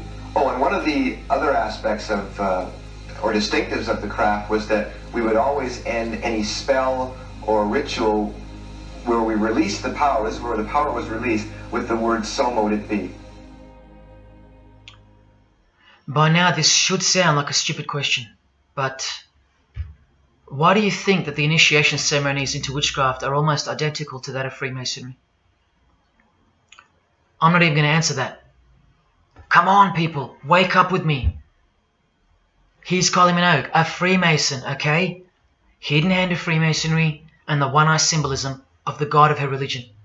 Now here she is giving the vow of silence, but what the masses fail to see is what's written on the book she's holding. Witchcraft, the royal art of Freemasonry. This is what her vow of silence is referring to in the picture. Yes, Kylie Minogue is a witch.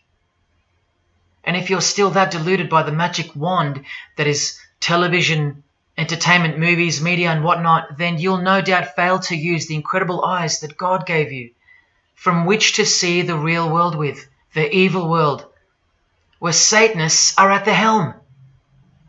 The ban on witchcraft was only officially lifted in England in the 50s, after more than 1500 years. So that tells you who's in control now. And when I give you a glimpse into witchcraft in a minute, you'll see why it's evil. And why it should be anything but legal, even when using it for so-called good, because the well they draw from is poisoned.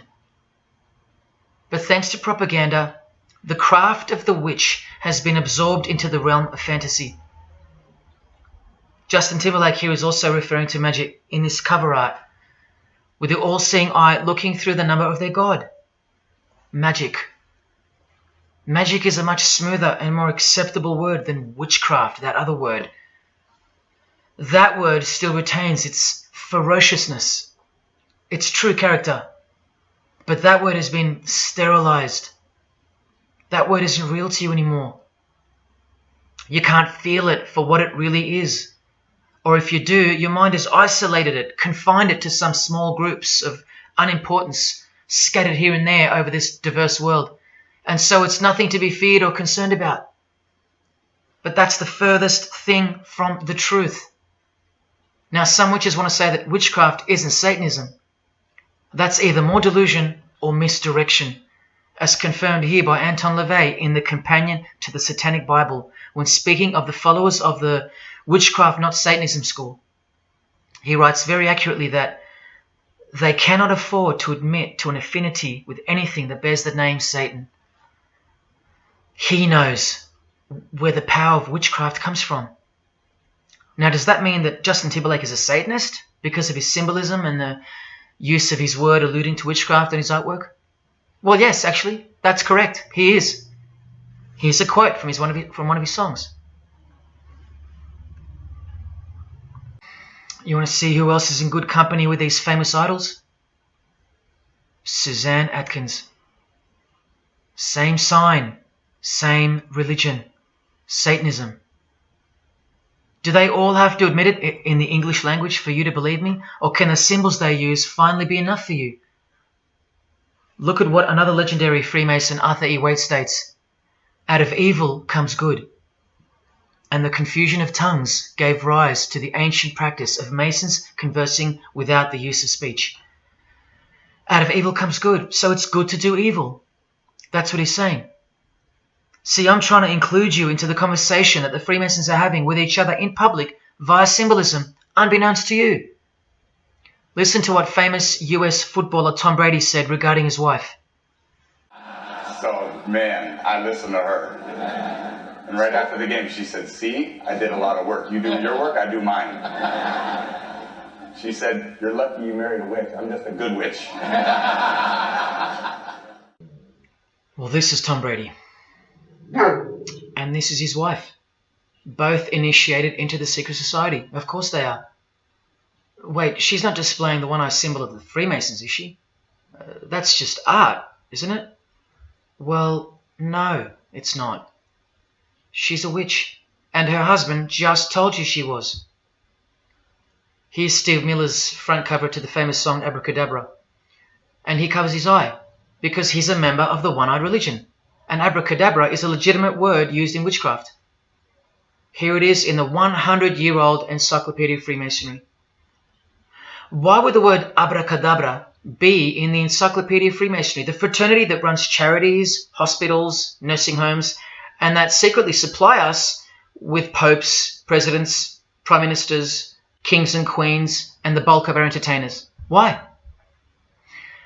You know, I really think it's time to show you what the Satanists dressed as Freemasons are going to do to you and the world to finally establish their new world, their utopia. And this is going to be the segue into that. This is my last practical example of Freemasonry's satanic roots. And then I'll close this presentation with the most shocking thing you'll see or hear. You probably won't care, but to the precious few who remain, I will send you off with the greatest and most beautiful shock of all.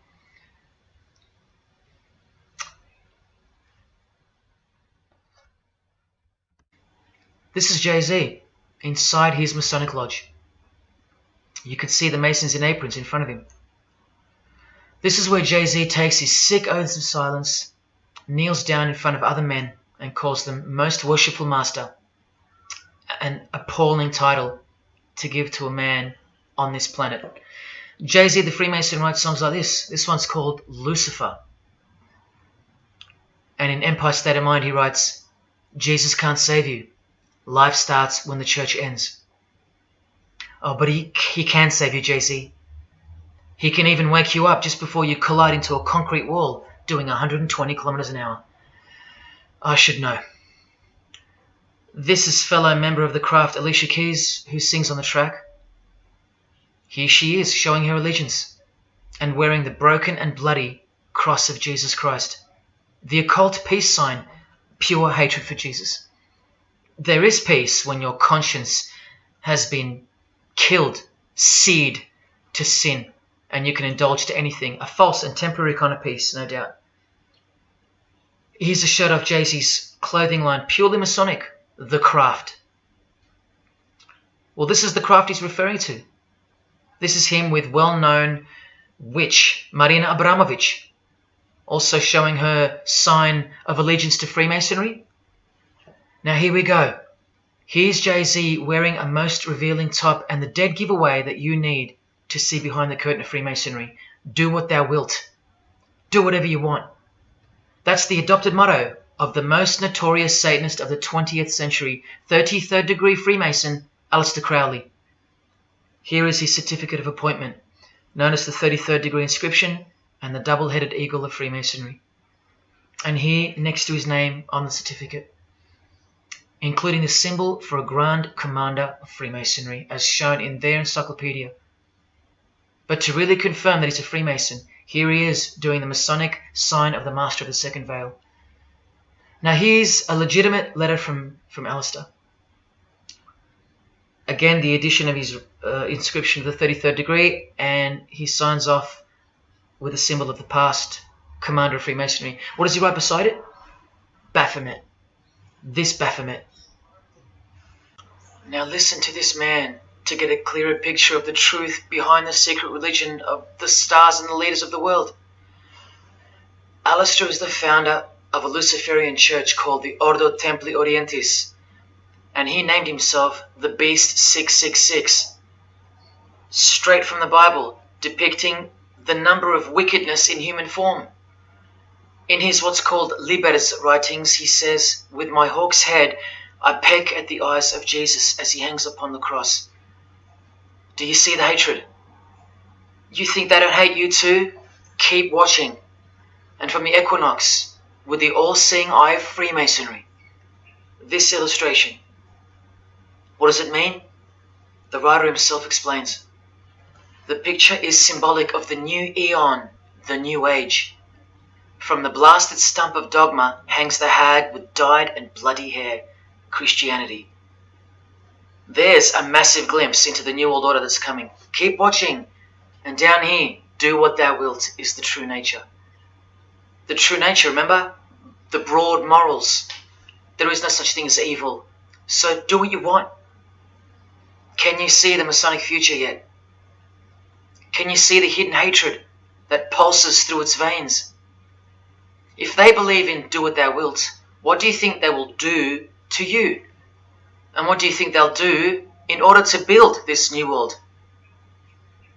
This is from a commentary on his book of the law. The Beast 666 adviseth that all children should be accustomed from infancy to witness every type of sexual act. Do what thou wilt.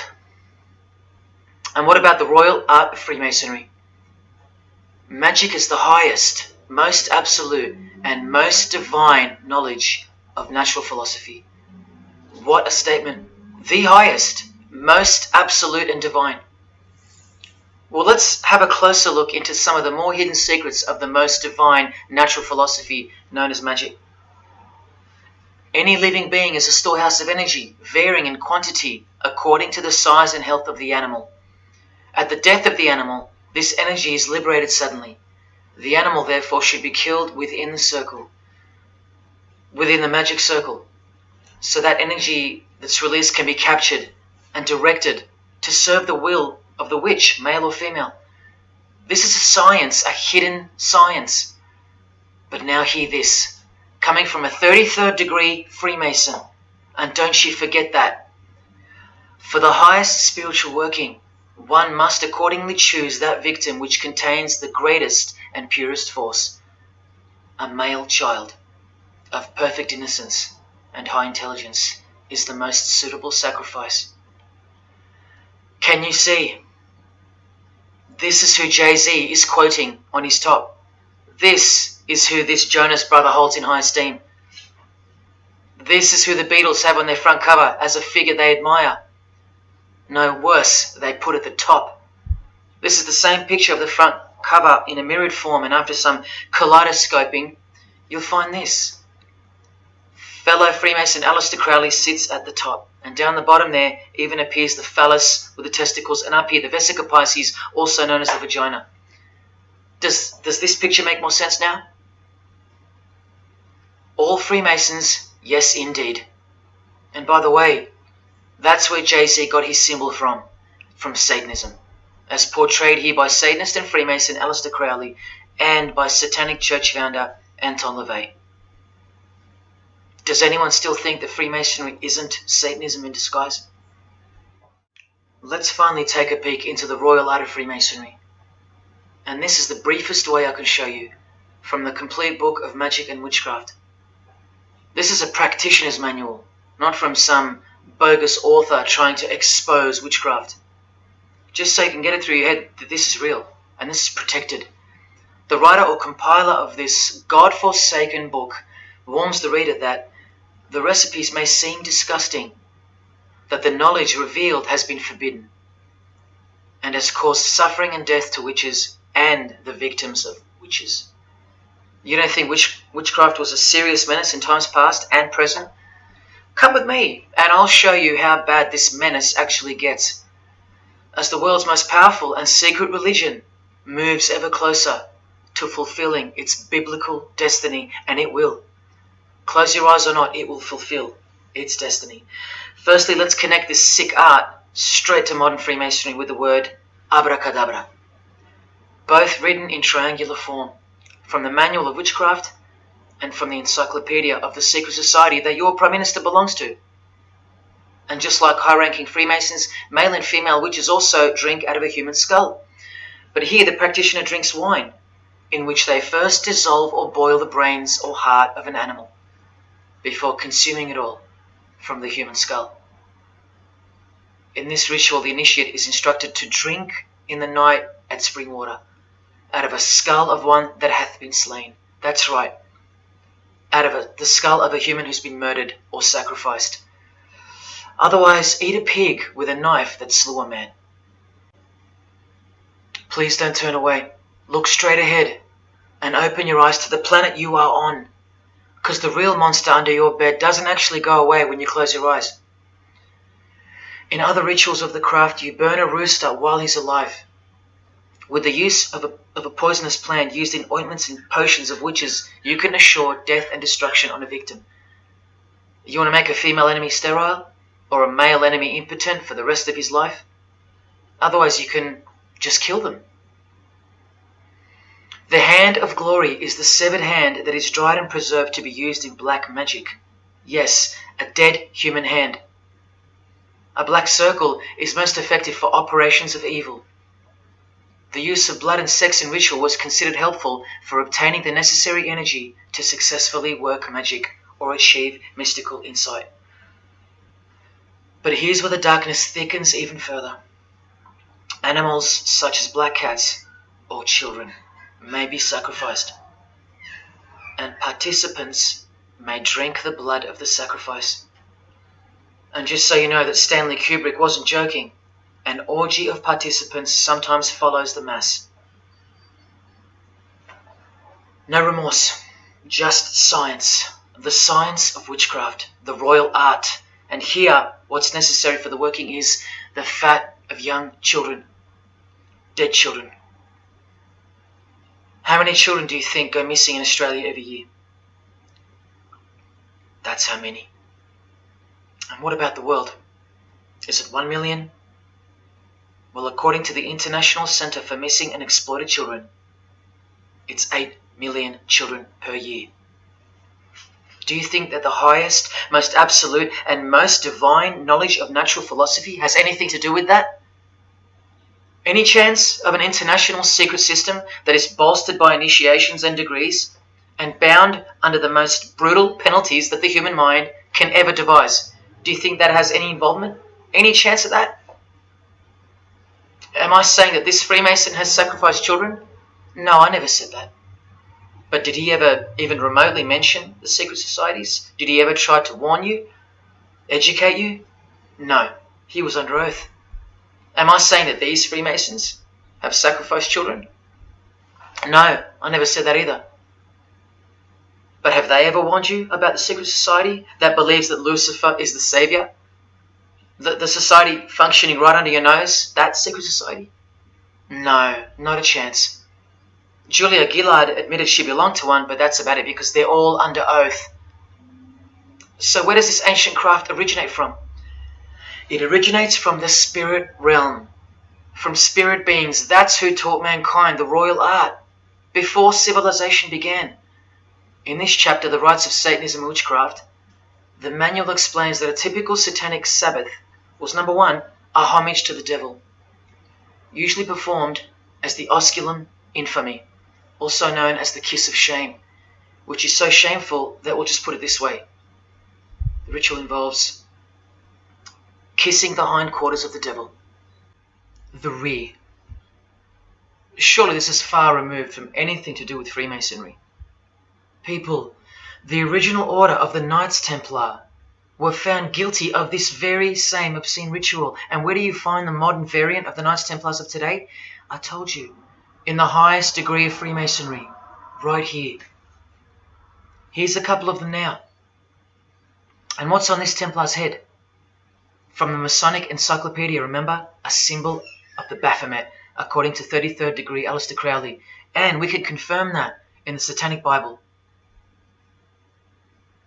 That's exactly what's hiding deep inside of Freemasonry. I'm only showing you this to show you the reality of Satanism and the demonic realm, the world you can't see.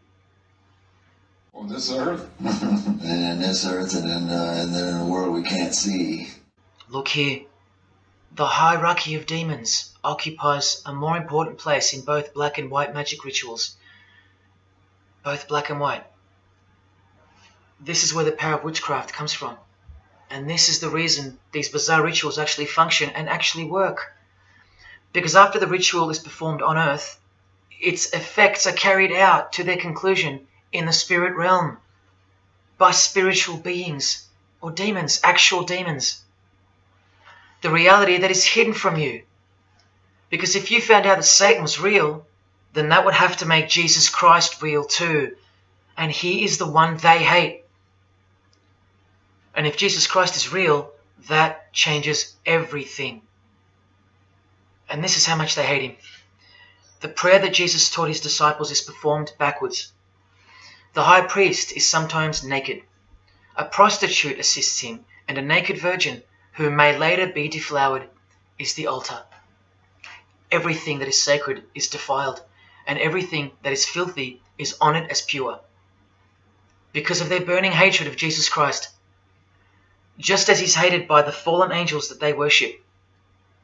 It gets worse when you hear what they use as a substitute for the bread that Jesus broke and told his disciples to eat in remembrance of him. A wafer which initiates me with this, this, and this. Or the name of Satan may be written upon it. And this isn't even witchcraft. This is just a ceremony announcing who they love and who they hate. So is Satan real? It continues to state in the hierarchy of demons at the very top, Satanakia, whose title is the Commander-in-Chief. What did Bob Dylan, the Freemason, call the one he made a bargain with? Should I ask who you made the bargain with? with the chief commander. Same title, Commander-in-Chief, Chief Commander. Are you following? But watch this. In case the darkness is getting a little too thick and encompassing for you, let's shine a little light. The true light that only the Gospels can supply. Speaking to us humans and revealing something about Satan, the Gospels state, you follow the spirit of the age in this world system as dominated by the commander of the spiritual powers of the air. Satan, the god of this world, the commander. You still think the Gospels are wrong or fake? See, Satanists know that the spirits also live in the air, just as the Gospels reveal. You can summon any of these demonic spirits by name if you possess the royal art. Who do you think this figure on the front cover represents? A magician who is inadequately prepared and cannot attain his desires may seek the aid of Satan. That's who this is. Now that you know, hopefully for a fact, that these are people at the top of the human food chain. Do you think they'd be fooling around with stupid fairy tales? No, witchcraft and Satanism is absolutely real, hence their earthly power. This demon here, fifth in the pyramid structure, holds the title of Inspector General. And what's the title of the highest degree in Freemasonry, who exists in every local lodge in every suburb, a suburb near you? Inspector General. Same title as the living demon. Do you believe me now? You can even conjure Lucifer himself, or be Beelzebub, who the Gospels call the Prince of the Devils. Both of whom are listed as superior spirits in this book of witchcraft and magic. I can show you so much more from this disgusting book, but I'll cut it off here with the seal of Saturn, a demonic sigil from the complete book of magic and witchcraft. And this is his seal. Can you see? Do you see? This is the society that lives amongst you, above you. The one-eyed religion of Freemasonry, hidden right in front of those who have their eyes wide shut. I'm going to now show you what that world that they are building, from the ashes of the one you're currently living in, looks like.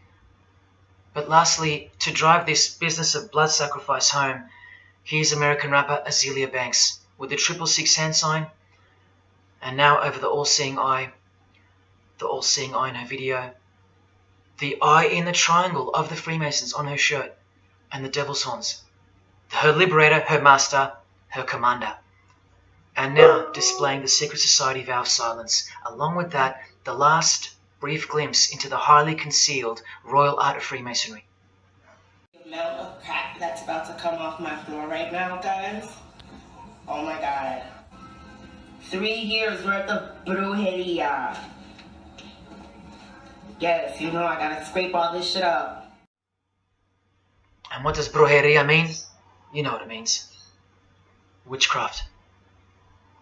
Azealia Banks, the witch, with her eye in the triangle shirt, and the logo of, for example, the Grand Lodge of Freemasonry in Spain. one and the same symbol. The logo of the Fraternity of the Freemasons and the logo of this Church of Lucifer. The one eye. One and the same symbol.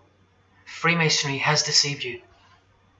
Yes, people, now you know how Satanism has functioned out of sight and out of mind. You still think there's no such thing as witchcraft? Or that it only existed in the olden days? You still think that blood isn't a part of the royal art?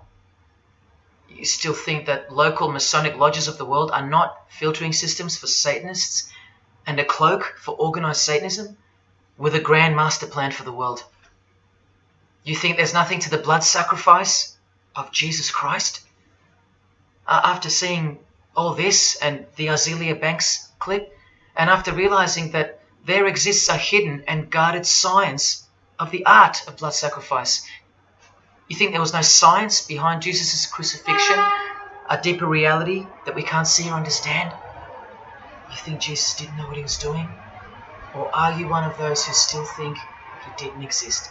Tell me, how can they hate something that doesn't exist?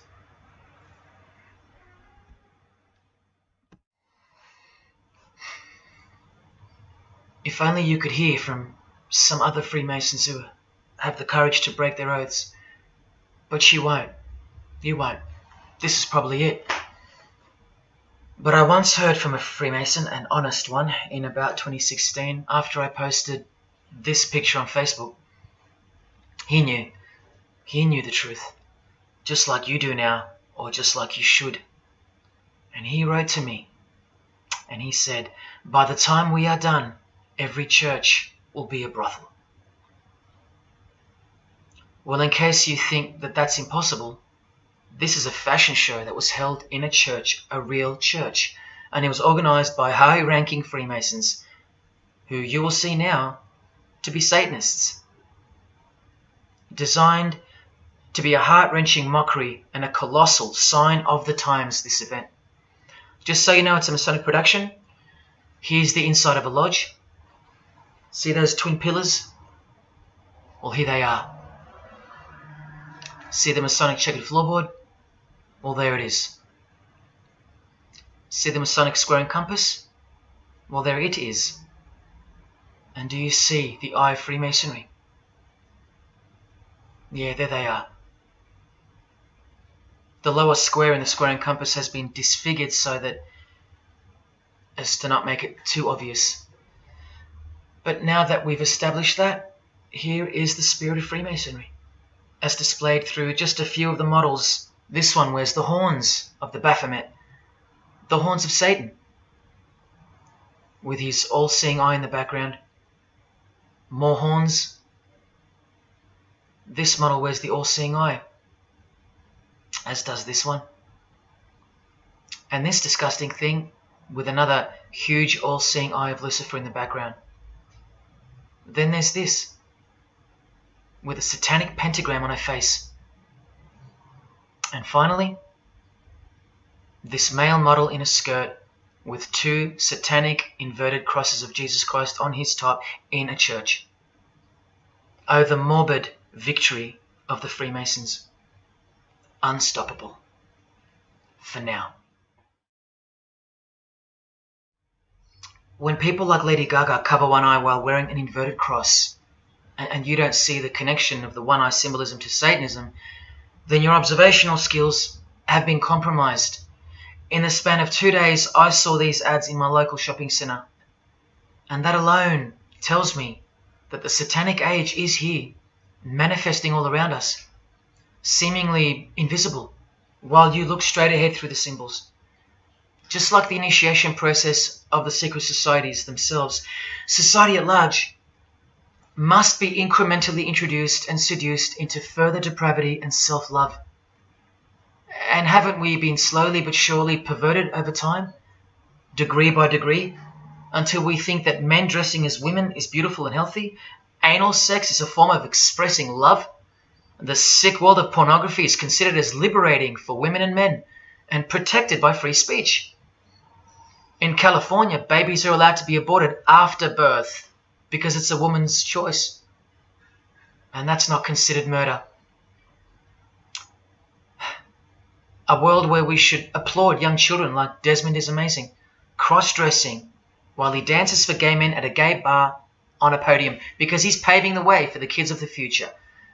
And we should get shamed, fined, and even jailed if we point out that this is sick, sinful, and dare call it evil, which is what it is. What spirit is behind Desmond is amazing? Oh yeah, an evil spirit, no doubt about it. You think Freemasonry and their peculiar morals aren't behind the decline of Christian morality and morality worldwide? It's all by design. The Masonic war on Jesus and the Christian social structure, generally undetected by human perceptions, and still people will write to me and comment on how absurd what I've said is. A cloud over the eyes of their heart. Well, I tell you this, there is no bigger axe that has ever been grinded than the one Freemasonry grinds. Because the appearance of Jesus Christ pretty much destroyed their religion, drove it underground, and they will have their revenge. Soon you're going to see it. We've all been initiated into the lowest levels of materialistic Satanism under the banner of secular humanism. I know blokes who think that life's great, mate. Life's terrific. Life's what you make it. Evil, Lucifer, Satan, these are just words that Christians invented to help them sleep better at night. There are no cults. There are no conspiracies. John F. Kennedy's speech about secret societies plotting against the world, that's not relevant anymore. That's history. There's no such thing as Satanism amongst civilized people. Oh, children, when darkness comes to your door, takes your wife, takes your health, your job, your home, your freedom, your children, then you call out, oh my God, this is evil. Why is this happening to me? Well, here comes the darkness. Here comes the evil. You want to know what the New World Order looks like? You want to know what the future holds? You want to know what horror is coming to our planet? As Jesus told us, for then there will be great distress, unequaled from the beginning of the world until now, and never to be equaled again. Ladies and gentlemen, welcome to the Masonic New World Order. These are the mysterious Georgia Guidestones, also known as the American Stonehenge. They are a set of granite monoliths which were constructed in 1980 and funded by an unknown and anonymous group and commissioned by a man using the pseudonym R.C. Christian. On a ledger beside the monument is written, "Let these be guidestones to an age of reason." Here we have a reference to a new age. With this, we get a clue as to the spirit behind the structure. The Age of Reason happens to be the title of a book by Thomas Paine. Now, you can colour him any which way you want to, but whichever way, one glaring colour shines through. Thomas was a hater of Christianity. That's the second clue to the spirit behind the Georgia Guidestones. The third is the fact that the Guidestones feature as what could be seen as a replacement to the Ten Commandments of the Christian God with the new Ten Commandments of the New Age. Because I will not steal, cheat, lie, kill, and so on. They're just, well, too narrow for the New Age, for the Age of Reason. Clearly designed to be a take on the biblical commandments, being 10 in number. They are all very vague indeed. But anyone can ascertain the horror that must first take place before this New Age can begin by looking at the first guideline. Because this one's not vague at all. Maintain humanity at under 500 million. That's right, a reduction of at least 7 billion human beings would be necessary for that. This thing cost the equivalent of $500,000 US to build, and the street it's located on is named after it, so that tells you how much reach its creators had. Its presence alone is a disgrace and a declaration of execution to most living people alive today. But let's go on to the fourth clue as to the spirit behind these monuments. the monuments outlining the Age of Reason. The name R.C. Christian, the so-called person who commissioned the building of these giant slabs, anyone who's versed in secret societies or is a high-ranking member themselves would instantly recognize the pseudonym as a reference to the secret society known as the Rosicrucians, which is just another secret society branch that exists under the umbrella of Freemasonry, which is an extension of all secret societies of the past and is now the mother of all of them. In this Masonic website, Worshipful Master Win Westcott urges the Freemasons to consider their status as Rosicrucians. The RC stands for Rosenkreuz. Christian Rosenkreuz is the mythical founder of the Rosicrucian order. And as impossible as it is for me to prove that Thomas Paine himself, the writer of Age of Reason, was a Freemason, he did also write this book, The Origin of Freemasonry. That is the spirit behind the Georgia Guidestones, the satanic spirit, and a straight off the bat view of this approaching new age. I told you, the whole system is about to change, and it's not going into the future, it's actually going back into the past. The old religion, that's what's taking everything over. And you'll walk straight into it, blind as a bat, thinking these people want to help you. They will appear as your saviors, forgetting or never being told in the first place that all this time there have been two societies in the world. The visible one, which is the one we're in, and the invisible one. Remember that the invisible one considers you profane, vile, and vulgar. Why on earth would they want to keep you around? In a book I can't mention written by them, people are referred to as useless eaters. We've become excess inventory, redundant, and past our use-by date in their eyes. Think about this. According to a prediction by information technology and research advisory firm Gartner, 1/3 of jobs will be replaced by software, robots, and smart machines by 2025. That's 4 years away. Google engineering director Ray Kurzweil anticipates that robots will have reached human-level intelligence by 2029. And by 2050, 80% of all jobs will be eliminated by automation. What on earth are you and your family good for then? What do you think the secret society will do to the vile multitude then? The utopia is coming, but it ain't your utopia. You still think that by the measure of the minds of international Satanism, you should be kept around? This excess baggage that the bulk of society has become? No, no, no. The new age is dawning. And generally speaking, you're not invited. It'll just look like you are. Remember that Charles Darwin, the Freemason, is listed as an influential figure in the Satanic Church. So mass murder and mass death are natural and necessary themes in the name of evolution, an artificially induced evolution into this.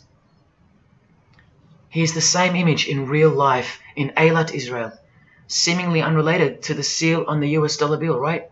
But standing in glory with a Masonic square and compass, telling you exactly who owns this pyramidal symbol, complete with the one eye on top. Same symbol, same designers, worshipping the same God. You should be getting goosebumps by now. Is this a conspiracy led by international Freemasonry? Oh, you don't have to bet your life on it, because your life has already been placed as a bet on your behalf and without your knowledge, but with your permission, because all of the information is hidden in plain sight. In your face is where it's hidden. You're going to lose this battle unless you've been hidden in Jesus Christ, the only one who warned you that the new age is a trap and that it is the climax to this epic drama being played out on planet Earth. Now hang on, brace yourself, because I ain't going to let you down. This is a magazine called The New Age, but if you press rewind, you can find its source. Supreme Council of 33 Degree, Freemasonry. This one stretches way back to 1922. See the twin pillars of Freemasonry? Look, this is 19th century Freemason and New Age pioneer Helena Blavatsky on the cover of this edition.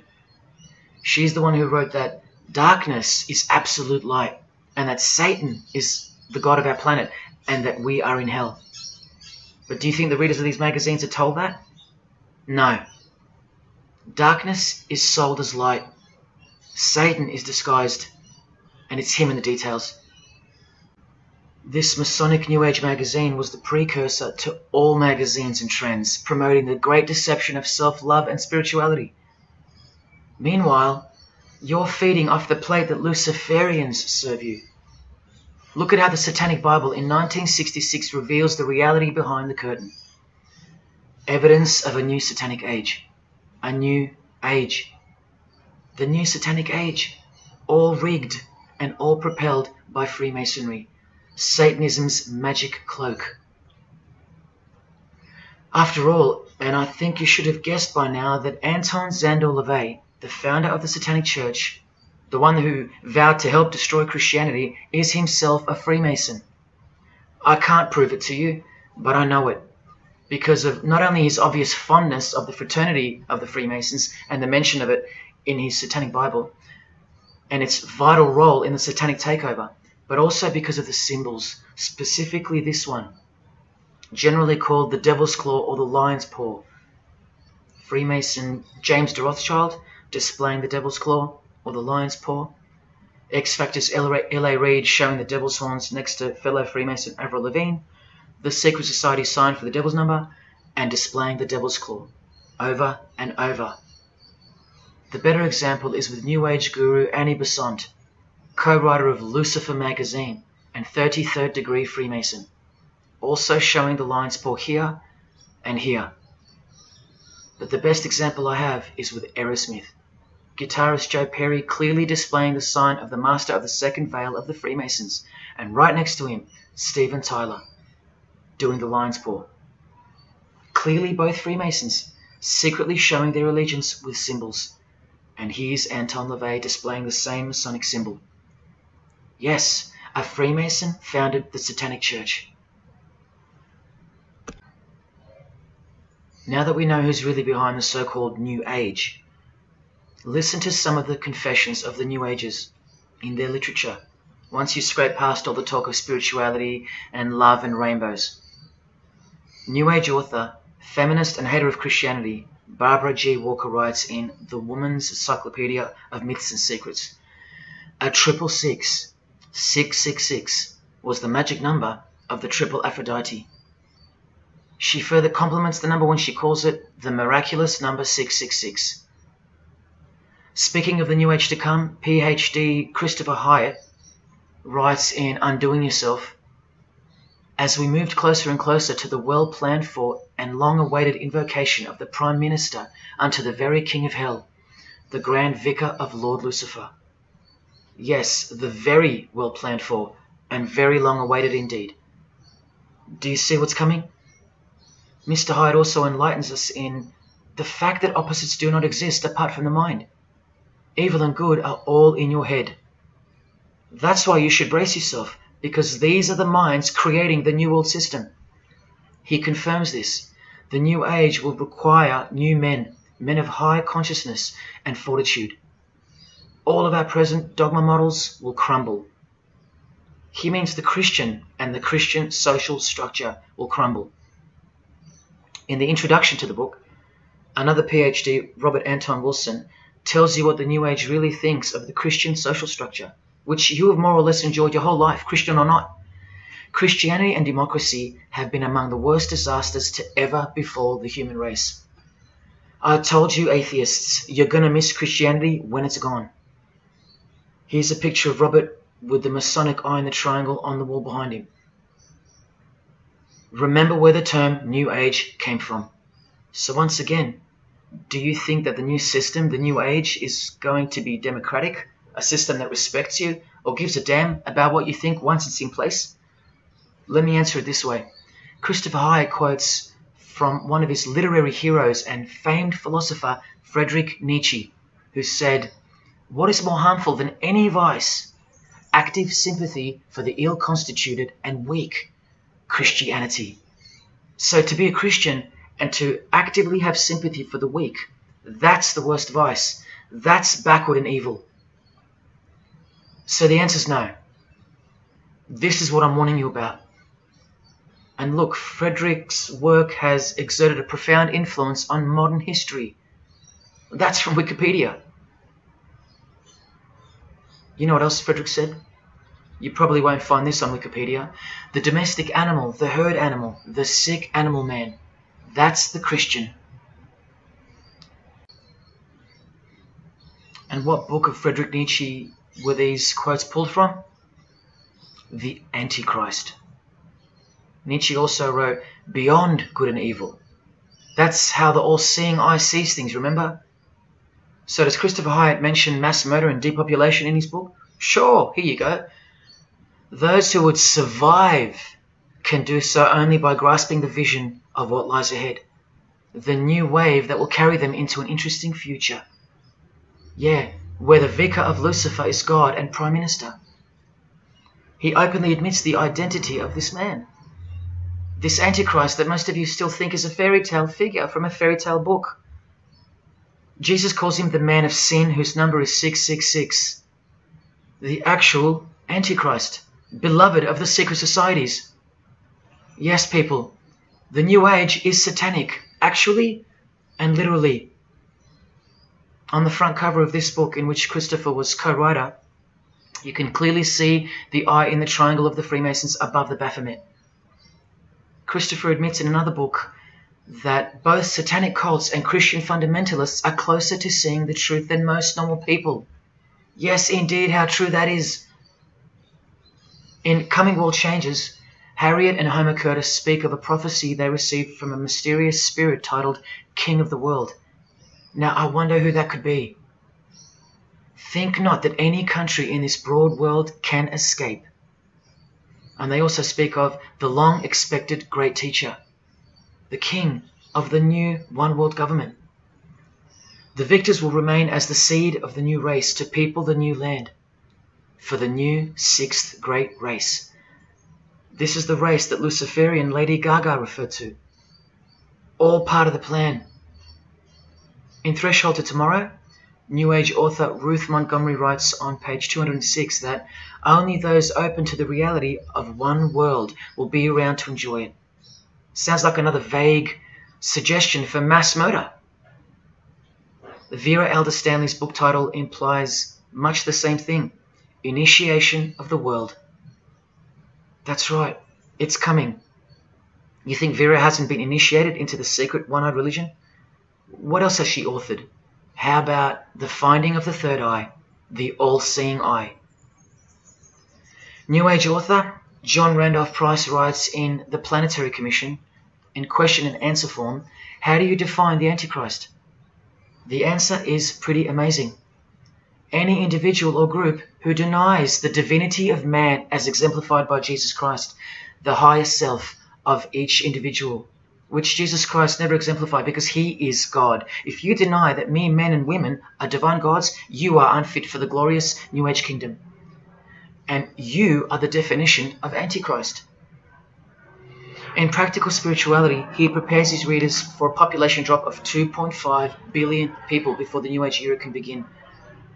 On page 32 of New Age author Barbara Marx Hubbard's book, Happy Birthday Planet Earth, she states that people will either change or die. That's the choice, she says. Notice the New Age has a new gospel, yet all the while, the world will be neglected of the information in the real Gospels, where it warns and predicts. For if someone comes and preaches another Jesus, not the Jesus whom we preached, or another gospel, you are most beautifully tolerant of them. In the Book of Knowledge, The Keys of Enoch, the writer has a quote-unquote direct experience with two spirits, Enoch and Metatron, and they share with the writer spiritually scientific teachings regarding the new system of things soon to be fully manifest. The reason this work is considered extra special amongst its readers is because it was the first book to point out the alignment between the Great Pyramid and the constellation of Orion. The first book ever. That's basically proof that these spirits, Enoch and Metatron, are the real deal. Not only that, it was also the first book to show the direct relationship between DNA coding and the divine name. That's pretty serious, and the atheists should be really waking up by now, because this is the world's most powerful and secret religion we're talking about, nothing less. The writer was told that those who govern the earth are those who have fallen from the heavens. He calls them the masters, and even states that they were punished with penalties that were assigned to each. These are the fallen angels of the Bible, people. These are the masters of the Masonic New Age, as proven here in one of the illustrations from the book. Same symbology. This worldwide catastrophe that is coming will bring about a complete reorganization of Earth's life system. And like all high-grade initiates of the secret societies, every attempt is made to bring positivity to the number of the Vicar of Lucifer. I was given instruction to use the specific light harmonics 666, 999, and 12, 12, 12. The spirits further inform the writer of the Keys of Enoch that the pattern 666 is used to identify you with respect to the earth's vibration. The number of the beast of the Book of Revelation of Jesus Christ is not only being glorified, it's manifesting in the world. And from another illustration from the book, once again, the same image we see being used over and over with the eye on top of the pyramid. This is the secret religion that encompasses us and has been influencing us for decades upon decades. 2 to 3 centuries, in fact. Just like the Gospels explain, this is an absolute counterfeit of the truth. Christ is mentioned everywhere, but not Jesus Christ. No, this is the Antichrist spirit, who will eventually manifest and appear to the world as one man. Doesn't sound so mythical anymore when you see that the enemies of Jesus Christ and those behind the New World System, they use biblical terms. And Christ, to depict the antithesis, the anti of the real Christ, their Saviour. And these spirits from the world we can't see are the ones who taught mankind the sick art of witchcraft. Look at who supplies this book online, sacredmagic.com. You know what magic really is and what it really entails now. So once again, you can see the connection, the relationship. If you still think that this phrase, New World Order, is a conspiracy theory, you're suffering from a medical condition. On the Lucius Trust website, the consultants to the European Union, you find the statement that the New World servers are occupied with the task of inaugurating the New World Order. In the same article, this shocking admission is made. 2/3 of humanity will stand upon the path at the close of this age, and with that, 1/3 will die, or to put it surreptitiously, will be held over for later unfoldment. That's the Lucius Trust, the word Lucius being the replacement for the word Lucifer, who works hand in hand with the EU, the European Union, stating that 2.5 billion human beings are planned to be killed off, all predicted by Jesus and only Jesus. And if you still think I'm joking or misleading you about what these people are and what they plan to do, here's a book written by the founder of the Lucius Trust, the Freemason Alice Bailey, Education in the New Age, where she, well, educates you about mass population reduction. When a form proves inadequate or too diseased or too crippled for the expression of that purpose, it is, from the point of view of the hierarchy, no disaster when that form has to go. Death is not a disaster to be feared. The work of the destroyer is not really cruel or undesirable. Do you see? Did you hear that? Through the all-seeing eye of Lucifer, the destroyer, for the purpose of the new world, death and mass murder isn't evil, it's good. And Alice Bailey in The Labours of Hercules also tries to re-educate us and protect that God-forsaken number, predicted in the Gospels to be associated with evil. The number of the physical plane activity is called the number of the beast. This idea seems to have a horrible fascination with many, but what it really means is that Virgo is the symbol of triplicity, 6 on the physical plane, 6 on the emotional plane, and 6 on the mental plane. not 666 at all. And one more time, from the consultants to the European Union, from their website Lucius Trust, to prove to you that these people are all working toward and waiting for the world leader. The coming of the Avatar and the advent of the coming one are the keynotes of the prevalent expectancy. After everything I've shown you, are you going to ignore this? Or worse, are you going to trust these people, of whom were predicted to this very condemnation 2,000 years ago? Right down to a one-world system, depopulation, and to the man who will carry the number 666, and with it implement a new system in which you won't be able to buy or sell unless you receive a mark in your hand or forehead. And what's just been announced by Business Insider? Cashless society. Due to this, by 2024. This is the manufactured trend for the world. And you better believe it's fulfilling biblical prophecy. You know that book that's been ripped out of schools and hysterically discredited? Why do you think there's a single eye displayed on all the covers of George Orwell's dystopian novel 1984? It's because the one-eye religion is the one in permanent control, where democracy and Christianity have been utterly extinguished, and the remaining population live in a whole new level of permanent communism.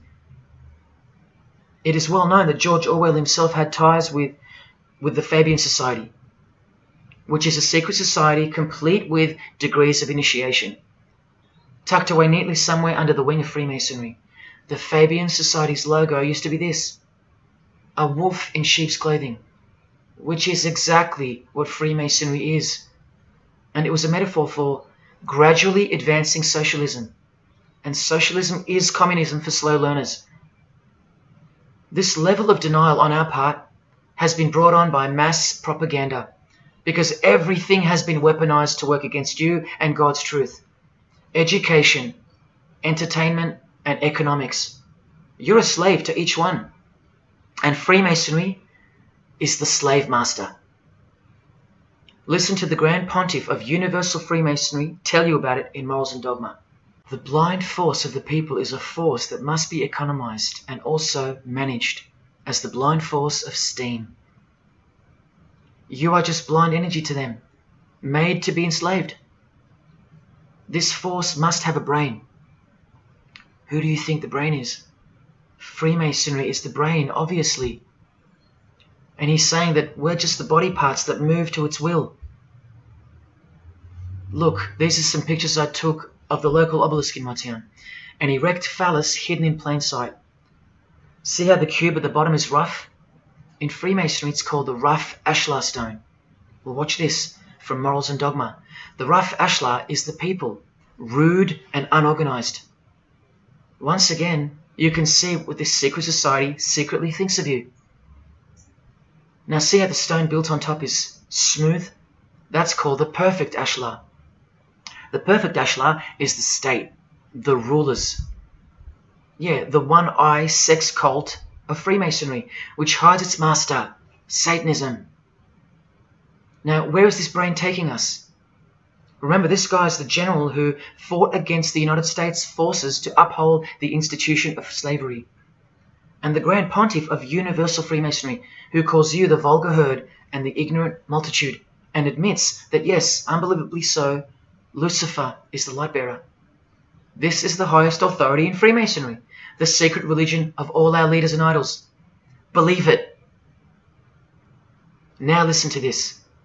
The papacy and rival monarchies, all that will become the heritage of the temple, meaning the temple of Freemasonry.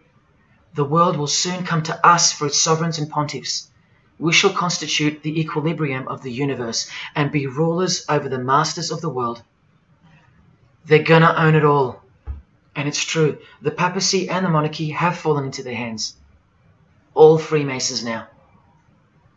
This is a 150-year-old book, so you can see how far ahead they plan, while we stay ignorant.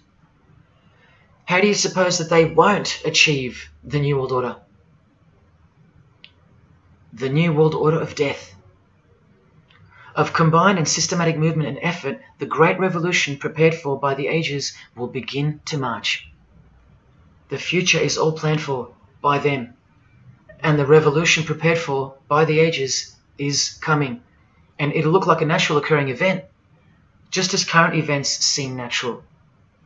Lastly, from his other book, Legenda, and reading from the ancient and accepted Scottish rite of Freemasonry, Albert writes, "And thus the warfare against the powers of evil, meaning Christianity, that crushed the order of the temple in the 1300s, goes steadily on, and freedom marches ever onward toward the conquest of the world." The conquest of the world, guys. And this is their method. Ingenious as it is, the double-headed eagle, the left and right paradigm. Whether you are pro-abortion or life, prefer Macca's or KFC, Ford or Holden, vote Liberal or Labour, shop at Coles or Woolies, go for the Parramatta Eels or the Canterbury Bulldogs, always the two most opposing forces, the result always feeds the one belly. The two heads always serve the same Masonic beast. Do you get it? That's number one. Number two is the horribly magnificent motto of their double-headed eagle, Ordo ab Chaos. That means order out of chaos. It's the ultimate way to achieve your sinister goals while looking like a hero. With one hand, they create beautiful and noble things. With the other hand, the hidden hand, they destroy and pervert. Then the helping hand comes back in to save or fix things again, alternating from one to the other, while nudging toward a predetermined goal, until finally reaching that goal that's set in mind in the first place. All the while, you never knew that the same hand that's saving you is the same hand that was destroying you in the first place. Order out of chaos. Their order out of their chaos. Another way to look at it is this. Z creates or exploits a problem, then attributes blame to others. Y reacts by asking Z for protection and help to solve the problem. Z offers the solution that was planned for by them long before the crisis occurred. Ordo ab Chaos, order out of chaos. Now you can change Z and Y to suit any scenario. For example, your best friend who wants to sleep with you creates or exploits a problem, then attributes blame to others. You react by asking your best friend who wants to sleep with you for protection and help to solve the problem. Your best friend who wants to sleep with you offers the solution that was planned by them long before the crisis occurred. Each time your best friend gets closer and closer to you until eventually they're in your bed. How about your employee creates or exploits a problem, then attributes blame to others? The employer reacts by asking the employee for help to solve the problem. The employee offers the solution that was planned by them long before the crisis occurred. The employee eventually gets the promotion. But this is the way I really want to put it. The government creates or exploits a problem, then attributes blame to others. The population reacts by asking the government for protection and help to solve the problem. The government offers the solution that was planned by them long before the crisis even occurred. This is how the Great Revolution, prepared for by the ages by the Freemasons, will begin.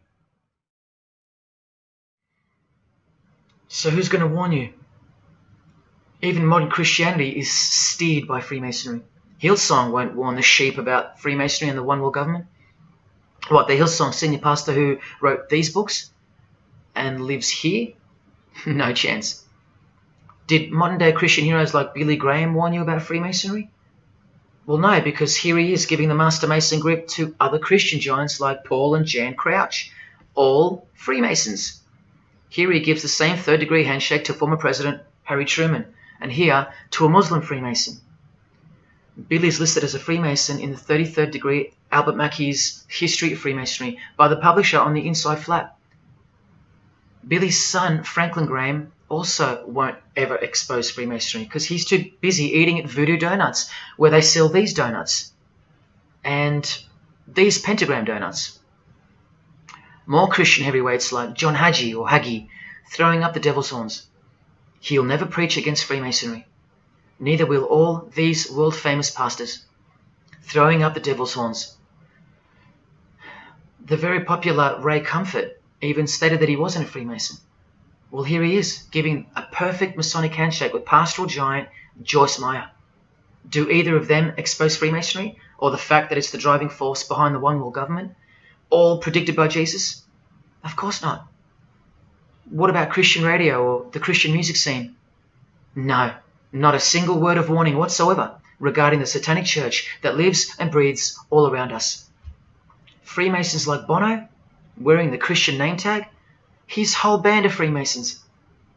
Bono too should know better than anyone that a one world government is a trap as foretold in the Bible. But Bono supports it. Oh yeah, he works for it. Just like the Masonic Pope does.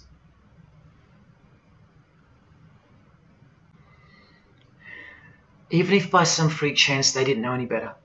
No disciple of Jesus can bend their knee to another man in the Masonic Lodge, calling him master and swear to keep secrets. Look what they call each other from the Encyclopedia of Freemasonry.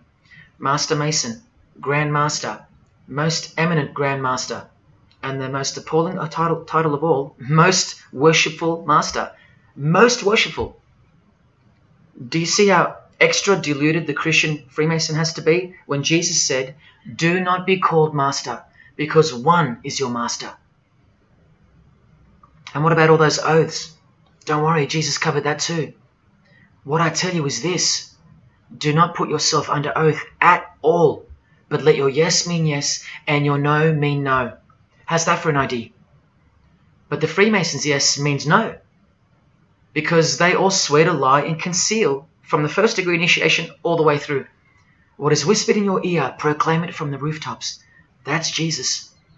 You see the contrast? How precise he was and still is.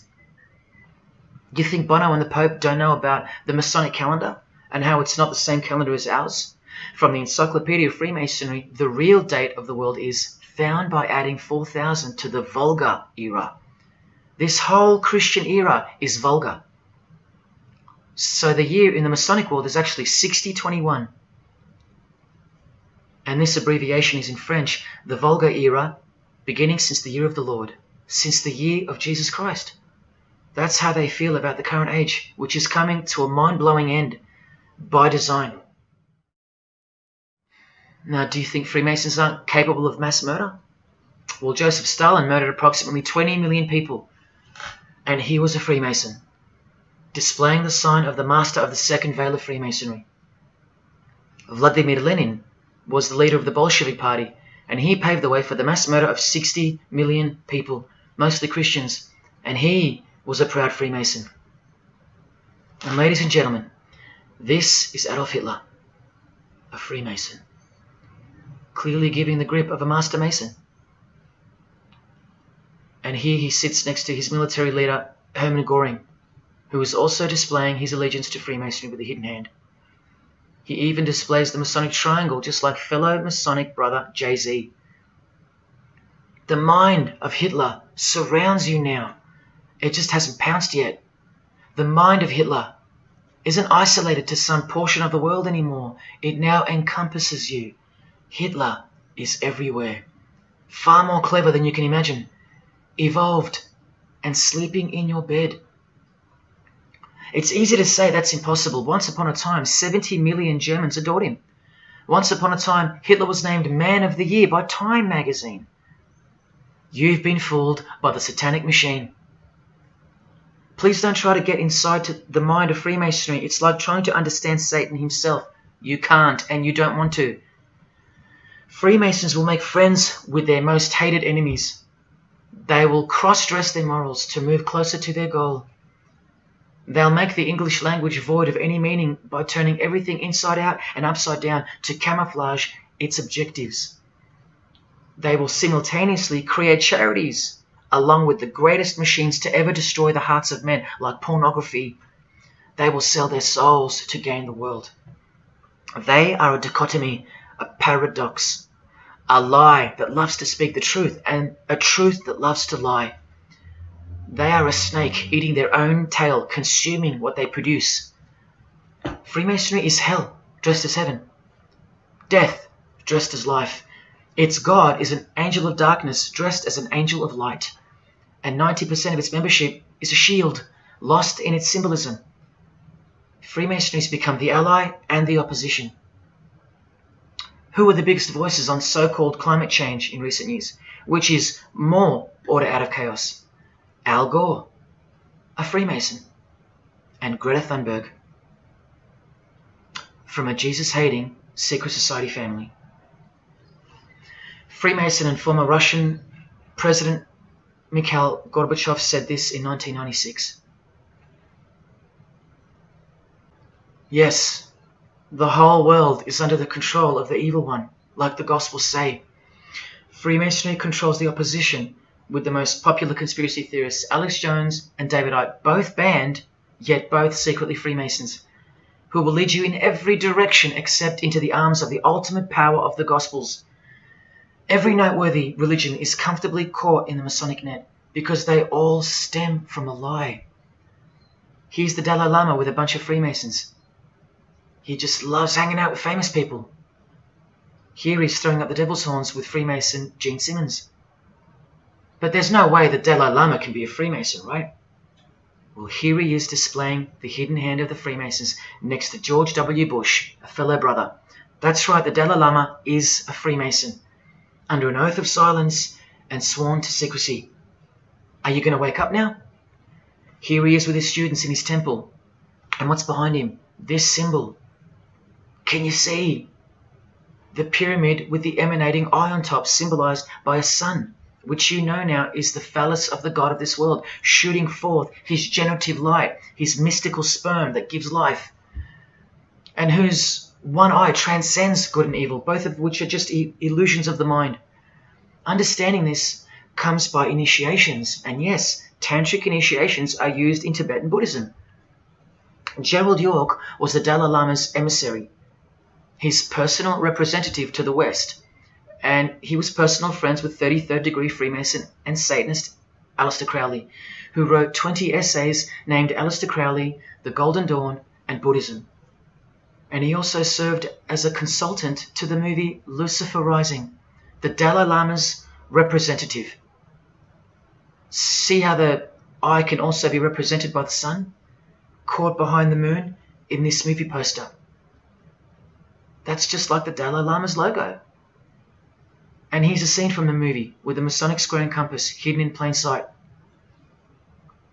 Look at the symbol of Buddhism, and look at the floor inside every Masonic lodge, symbolizing opposites and equilibrium, which creates life, and where evil is not what it seems, it's necessary. Why do you think the New Age author Christopher Hyatt, who writes that the Grand Vicar of Lord Lucifer is soon to be crowned Prime Minister of the world, notes in that same book his appreciation of Nietzsche, the man who states that the Christian is the sick animal man, the Zohar, which is witchcraft, and Buddha. These are the people he appreciates. Why does he lump Buddha into the same basket? I'll tell you why right now. Because in his highest manifestation, the Buddha, seeing the illusionary world through the all-seeing eye, his third eye, would not interrupt a rape if he happened to walk by, so as to stay detached from the karmic cycle. Whereas Jesus, knowing everything and more than the Buddha, would sacrifice himself, because he was born to destroy evil, not transcend it. So tell me, who would you rather have walk by if you were being raped? A transcendental meditator or Jesus Christ? Whatever you think of me, you will have to reconcile the fact that all the leaders of the world, from Scott Morrison to the Dalai Lama, belong to the very same secret society as Adolf Hitler did, Freemasonry.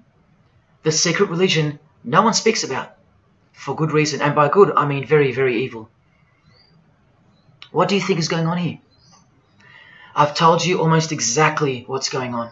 We're in a lot of trouble, because in the land of the blind, the one-eyed man is king, and Hitler, Stalin, and Lenin combined will be child's play compared to what's just ahead.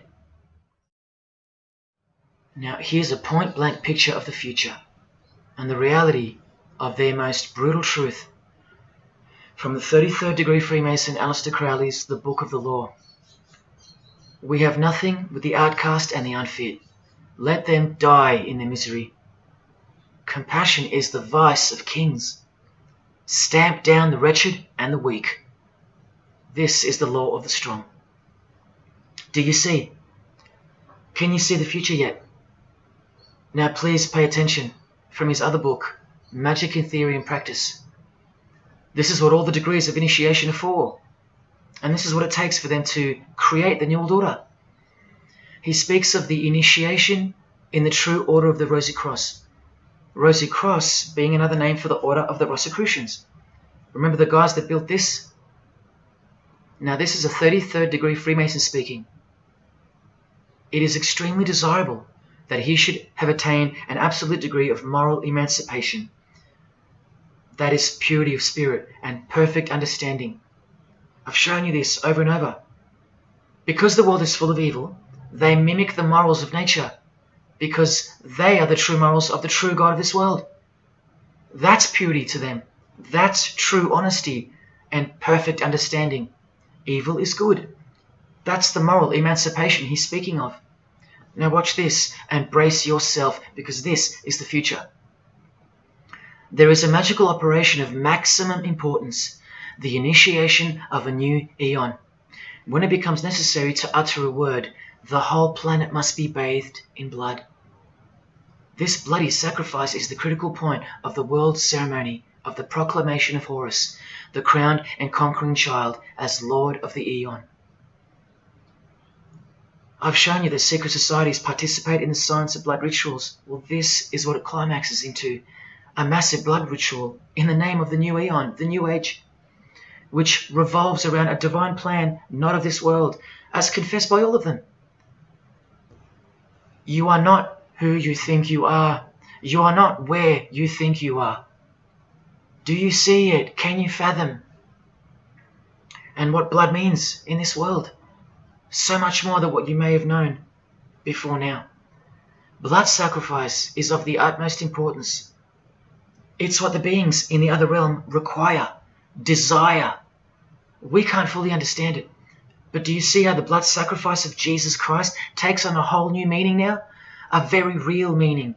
And guess what? Because of it, the good guy really does win in the end. You either fall under the blood of the world or under the blood of him. There is no middle ground. Blood is like the monetary currency of the spirits. And that's how God bought us back from the legal ownership of the ruler of this world with blood, his own blood. Now you can begin to understand why they hate him so much. Because that's why he was born into the world of flesh, to produce blood of his very own. Not by means of perishable things were you set free once and for all, by the payment of ransom money, but by costly blood, by the one who was visibly manifested at the closing years of the times, for your sake. That is the truth. Do you think it's just a coincidence that this is the last age before the long planned for new order of the ages? That's ages, plural. That means forever. That's the plan. That's why the Gospels say that he was visibly manifested at the closing years of the times, at the end of this last age. In the book 1984, George Orwell told us, if you want a vision of the future, imagine a boot stamping on a human face forever. I've shown you that this so-called New Age is in actuality a new satanic age. And it's not really new at all. It's very old indeed, it's ancient. But like I said, its progress was derailed by the appearance of Jesus on the human scene. Now I'll prove to you that the New Age is an old religion. Novus Ordo Seclorum is part of a quotation taken from the Roman pagan philosopher Virgil's fourth eclogue, which was borrowed by him from the Sibylline records, which were ancient prophecies delivered by an oracle through witchcraft or divination. That's where the phrase Novus Ordo Seclorum comes from. Now look at what the full phrase actually says. A mighty order of ages is born anew. Both the prophetic virgin and Saturnian kingdoms now return. Now a new progeny is led down from the lofty heavens. Favour, chaste Lucina, the boy soon to be born, in whom the Iron Age shall come to an end, and the Golden One shall arise in the whole earth. We've just been told that the New Age is a Saturnian kingdom, which returns, so it's been here before. Next we see that a new progeny, meaning a new seed, a new race, there's that race again, is coming to earth. And that a boy will be born, who will bring the Iron Age, which is the age we're currently in, to an end. And that the Golden Age, the New Age about to begin, will again arise over the whole world. Now, what is the Saturnian kingdom? Well, for starters, this is a band called Saturnian Mist. And here on their front cover, we have a reference to magic. Then we see by the singer's shirt, they're Satanists. Then with his other shirt, we see the connection once again between the inverted pentagram of Satanism and the one eye of Freemasonry, the secret religion of the who's who of planet Earth. Freemason and Satanist Marilyn Manson has a song called Saturnalia, and on a satanic website on ritual offerings for demonic bindings, we find that Satan is Saturnian in nature. Here on the front page, we see the inverted pentagram under the head of the Baphomet, and right next to it, a version of the square and compass of the Freemasons, of which a lodge is located near a suburb near you, no matter where on earth you live. The Satanic Church hidden in plain sight.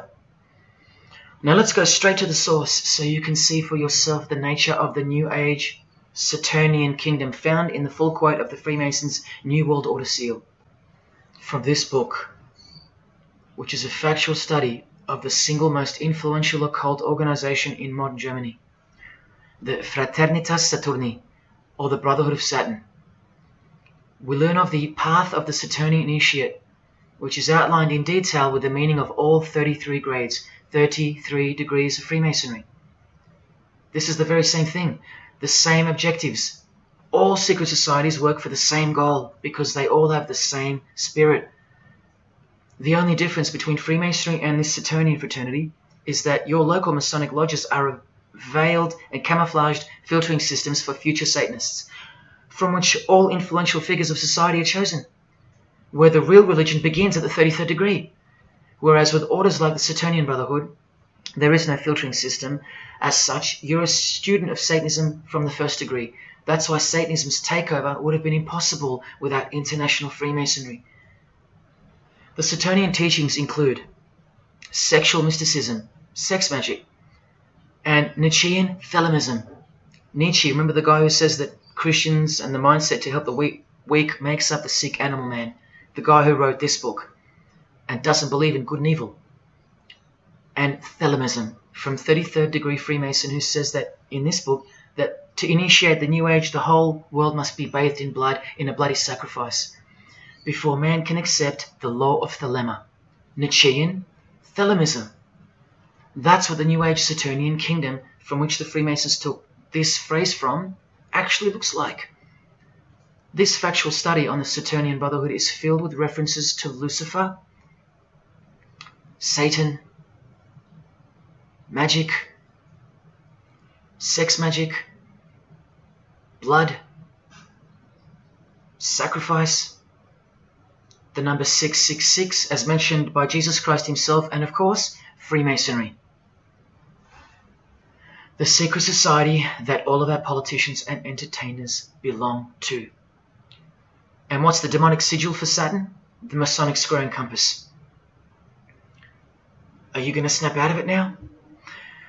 When you see a beautiful sunrise and smell the fresh air, or hear a great song, or see a great movie, are you going to forget where you really are? When you hear people using Jesus Christ's holy name as a cuss word, are you going to forget where this phenomenon really came from and why it's taking place? Now that you've seen how actual and bona fide the reality of 666 is from their own mouths and symbols, let me show you where else it's revealed. Do you see these Roman numeral numbers down here? They add up to 1776, the year that America officially became the country we know of today. And also the year of the birth of another secret society, which was absorbed into Freemasonry after it was banned in 1785. But look, the base numbers. M is 1,000, C is 100, and X is 10. All you have to do is subtract the base numbers. 1776 minus 1,000 minus 100 minus 10. Or simply remove the Roman numerals which represent the base numbers. No, I'm not playing tricks on you. Neither are your eyes. But someone else is. Now that you've seen the prevalence and seriousness of this horrid number, now that you've seen what you've seen, I can show you where else it appears. this figure is represented by the numbers. To make this work, they had to remove the number 1 altogether and separate the 2. Of course, we'd be too dumb to pick up on it. But 789 minus 456 is this, multiplied by this lonesome 2. That's right. This dark and mysterious figure is none other than the long-anticipated Antichrist, the ruler of the Saturnian kingdom, which is on its way. And Australia has been steeped up to its neck in secret societies since the early 1900s. World Economic Forum logo, with this slash through the O's, is of course representative of the number of the ruler of the New Age, 666. The barcode is the primitive version of the worldwide system that Jesus predicted would revolve around the number of the beast. And as you can see, the base of every single barcode in all the world is 666.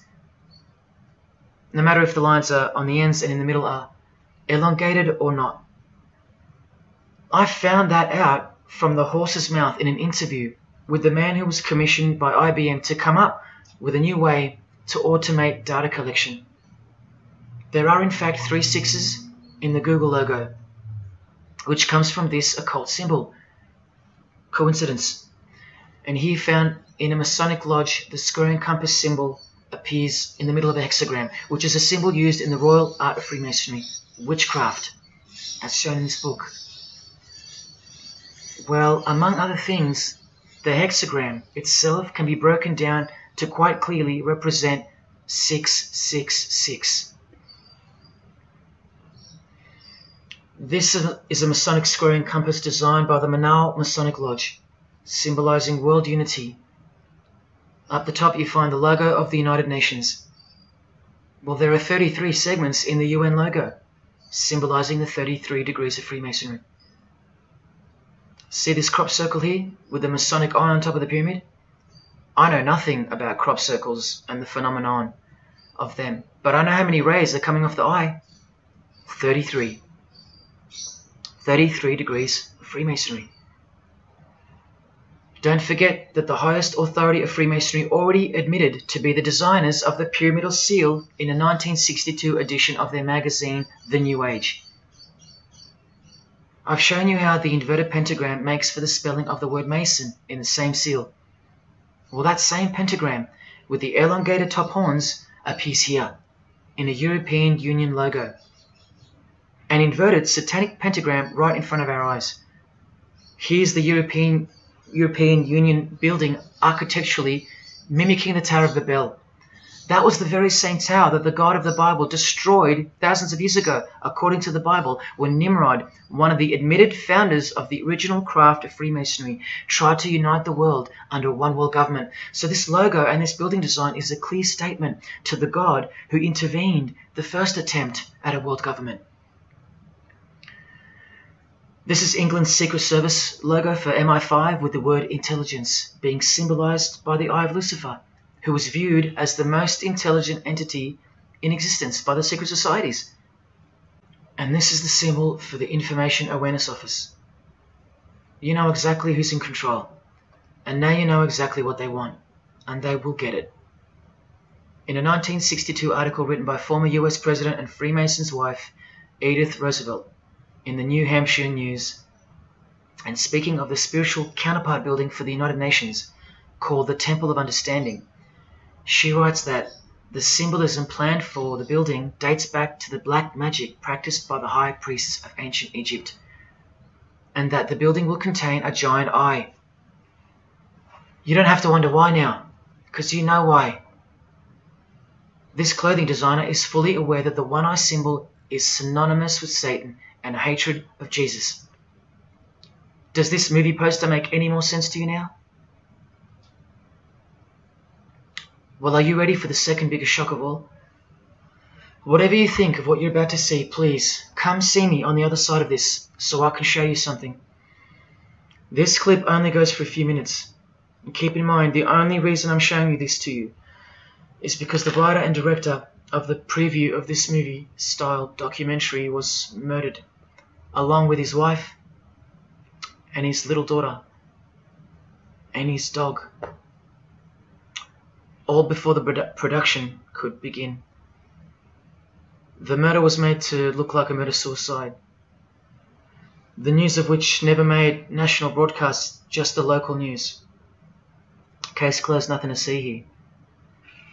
You have to ask yourself why. After so many movies with a dystopian, World War, totalitarian type theme, why was this movie so dangerous and strictly unacceptable for public viewing that a whole family would be murdered? Well, this movie was going to tell us about America's secret destiny. And one other thing which you'll see on the other side of this clip, an amazing thing. As titled by Manly P. Hall over 100 years ago, what's the secret destiny of America? Well, it's this.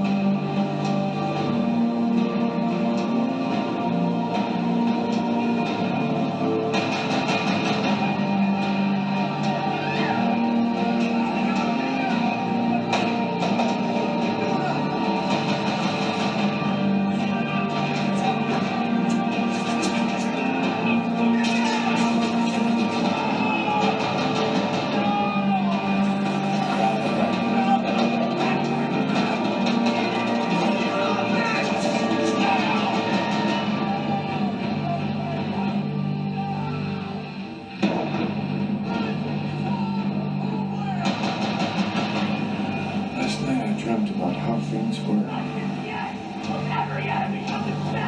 I woke up here.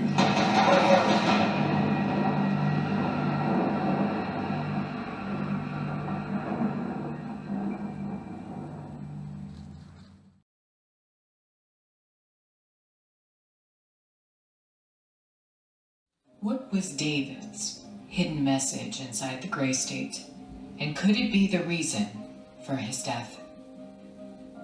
Perhaps the scariest part of Gray State's conceptual trailer is this character here, who appears to be operating a guillotine. David Crowley was very intentional in this frame of the movie. He added something that I believe he wanted the people to know about. Who is the identity of this executioner? If you look closely, you will see that this terrifying character is wearing something around his waist. It appears to look like an apron. The executioner wears a Freemason apron, complete with the all-seeing eye, the compass, and the two pillars. I do believe David Crowley is trying to tell us something.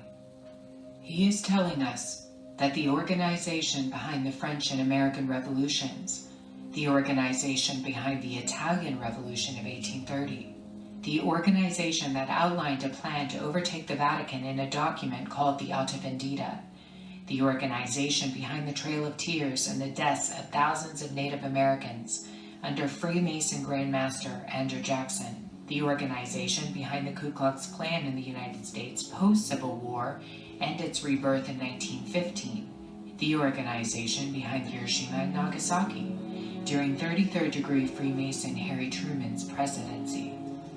These are men with a radical revolutionary agenda throughout the entire world because they worship and follow a radical revolutionary deity.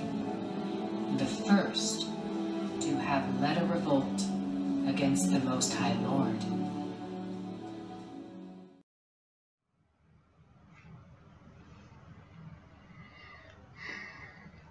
When I was in high school, coming from a completely non-Christian and non-religious family or background, I distinctly remember the first time that I decided that the Bible, or the New Testament, to be more precise, was definitely not true.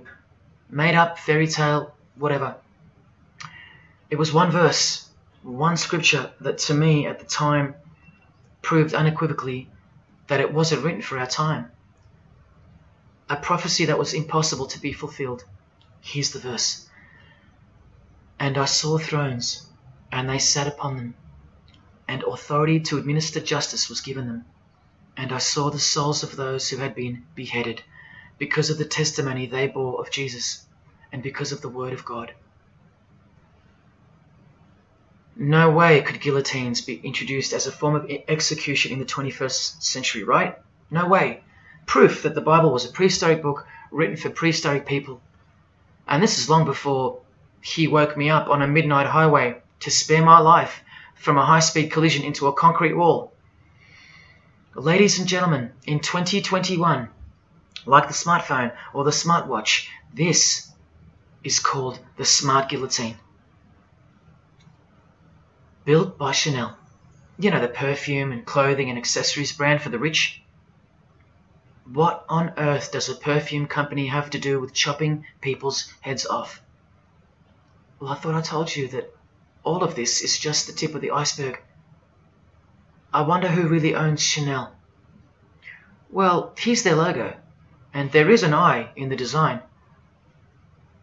And have you seen their drip design? How odd. Welcome to the real world. You ready? This is from a legislation archive from the Georgia House of Representatives in the 1995-96 sessions. This is Bill HB 1274 on the death penalty, guillotine provisions. How far along are we into enacting these bills worldwide? I don't know. Maybe they've been enacted already. But I just wanted to show you that in 1995 the ball was already rolling. Another ball that's rolling are the 7 universal Noahide laws. They sound great from the outside, designed so to conceal some terrifying details on the inside. Firstly, they were signed into US law in 1991 by George H.W. Bush on March 26. Here's the bill and resolution. It was named Education Day.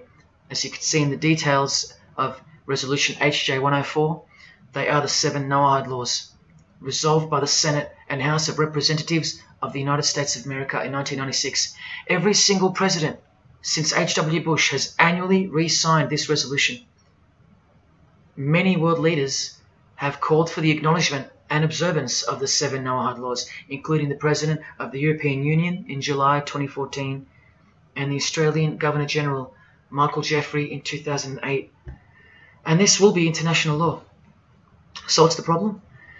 Well, just for starters, the law against idol worship will include, quite specifically, the worship of Jesus Christ as the Son of God, which the Noahide laws will classify as blasphemy, and the punishment for transgressing the 7 Noahide laws and for blaspheming the ineffable name of God by calling Jesus God is decapitation.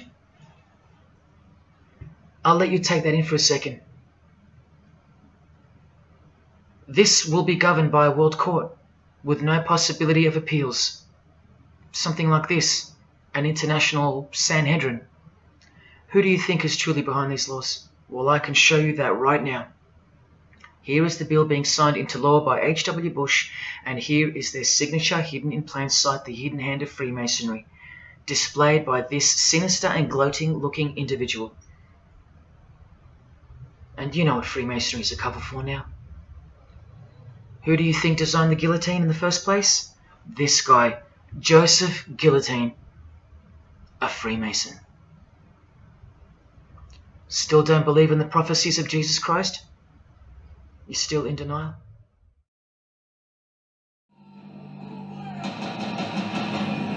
Last night I dreamt about how things were. And I woke up here.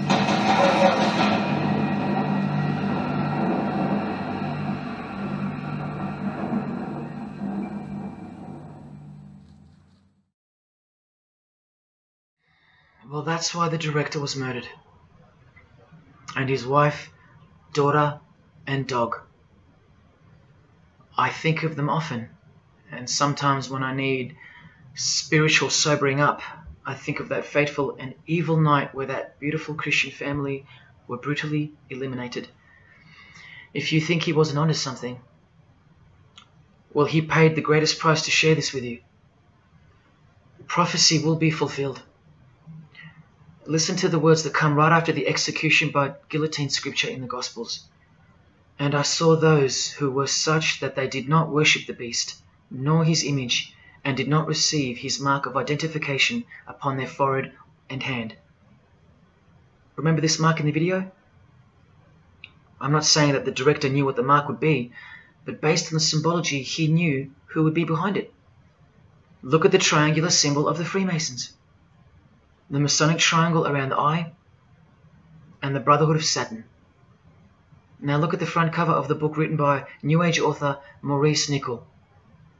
The mark. Same symbol. Identical to the symbol used by J.K. Rowling, who said its design was inspired by the Freemasons. Who has this tattoo, which represents the Baphomet. Well, Solve Coagula is the process in which they will bring this New World system to life. It's identical to the Masonic motto of order out of chaos. Solve means dissolve or destroy, and coagula means to bring the elements back together into a new and higher form, a new and higher system. Jesus described it as the beast system, and one way or another, we will be marked as a form of identification in order to participate. But first, chaos must ensue. A deep Masonic truth, which is mostly true anyway, is that destruction precedes construction. It's like having to destroy a tree in order to create a table. The same principle applies to creating the New Age. That's why I know that the process which involves the creation of a new system must involve the destruction of this one. Now, this is the last referenced work I'm going to use to show you who will be the head of that system, that one world government. A book by David Spangler, considered as one of the founding fathers of the modern New Age. He also has an intimate relationship with the United Nations, as shown in a 1975 document which was uploaded to the UN archives in 2006. Please pause to confirm that, where you can find his name listed under the Board of Directors for the Planetary Citizens Group.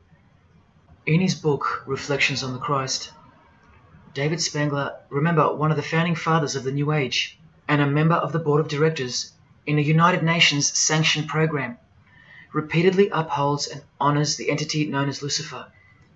He tells us all about what is required to step into the New Age. Well, mainly, what's required is a new understanding of the angel Lucifer. He writes that when this great project of evolution began, man went forth as consciousness to learn his divinity, and Lucifer went with him. It is important to see that Lucifer, described as an angel, a being, a great and mighty planetary consciousness. He says that, just like in Halloween and trick or treat, if the person offers a treat to Lucifer who knocks on his door, And the person says to Lucifer, "Come in, and I will give to you the treat of my love and understanding, and I will uplift you in the light and presence of the Christ." Christ meaning my outflow. Then Lucifer becomes that being who carries the ultimate treat, the light of wisdom. Lucifer represents experience. Lucifer is literally the angel of experience. The Luciferic element becomes the true revealer of light, the angel of light. The light that reveals to us the path to the Christ comes from Lucifer. The Christ that he refers to obviously is the Antichrist spirit, who will eventually manifest on earth as one man. But for some odd reason on page 60 he feels compelled to clarify that he was only joking once when he said maybe to enter the New Age we all need to take a Luciferic initiation. Well, that's definitely no joke. That's right, Lucifer is the savior of the secret societies. The solar system was the manifestation of the consciousness of a very great being known as the Solar Logos. And if we go back to the secret society of the Brotherhood of Saturn, we read that mankind will be able to take a measure of egocentric power from the Solar Logos. In this way, Lucifer is the savior of humankind.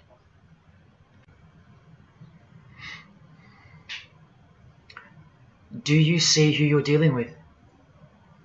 These are the people above you, the rich, powerful, influential, overflowing in all areas of those who are steering society, and they're about to reach their destination. Who showed you? Who told you? Who warned you? Jesus Christ did. Oh, those pesky Christians. In the animation Flushed Away, the villain Toad conspires to genocide all the rats in the sewer world and replace them with a superior species, a new species. No one is aware except for this one rat who's briefly seen in the beginning. He's a Christian rat, a nut job, carrying around a plaque, as some real-life Christians used to, warning everyone of the impending doom that is upon them. What's the twist that's hidden in plain sight for no one to see? Well, the villain Toad, planning the New Age, wears the ring of a Freemason. This ring. And he wears it exactly on the finger that a Master Mason should. It is worn on the third finger of the right hand. There is one who predicted it all, and they know that. That's why he's been so thoroughly discredited, or so it seems. Yes, the nutjob Christian was right all along. Remember one last thing before I close. From Masonic New Age author Christopher Hyatt, who spoke of the well-planned-for and long-awaited invocation of the Prime Minister of the world, when he wrote in his book, "A massive truth that I wish with all my being that you would grasp. Both satanic cults and Christian fundamentalists are closer to seeing the truth than most normal people. The world has always been at war, a spiritual war from the beginning. And if you don't know it, then you're losing the battle. The gospel tells us so accurately that the enemy we wrestle against is not made of flesh and blood, but it is made of spiritual forces of evil in heavenly realms. That's where the real war is being waged, in the spirit. And now that we know what secret societies are and what they've tapped into, we can rest assured that that statement from the Gospels is true. That's why the common denominator between all of the secret societies is the anti-Christian sentiment. You need to ask yourself why. Why the negative obsession with Christianity? It's not as if Christians run the game. Freemasons have banned Bibles from schools. They teach evolution as a fact. Pornography is thriving. There are no Christian protesters left. Homosexuality is rampant and protected, and Christianity is buckled. Which church preaches against Freemasonry? Which church is telling you about Satan and his hidden church, which has permeated every vein of society? So why do they hate Jesus if they're at the top of their game? Because Jesus Christ is real, that's why. And he left us prophecy that they can't escape. See, the more they win, the more they fall into the hands of the prophecies of Jesus and his Gospels. What a blessing for you, those who would grasp this as truth. What good news for you, and what a terrifying conundrum for them. If you've come this far, and you still don't care, or still unwilling to trust, then you deserve what's coming, as a law of nature. because you've been warned of all of it. The one world government clearly on its way. Cashless society, inevitable. The mark that each person will receive, without which you won't be able to buy or sell or participate in this world. And the manifestation of the name, the number of the name of the one who will implement this system. 666. All of it is coming to pass. Inescapable we are from him. Everything and everyone will fall back into his hands, where he will finally separate the goats from the sheep.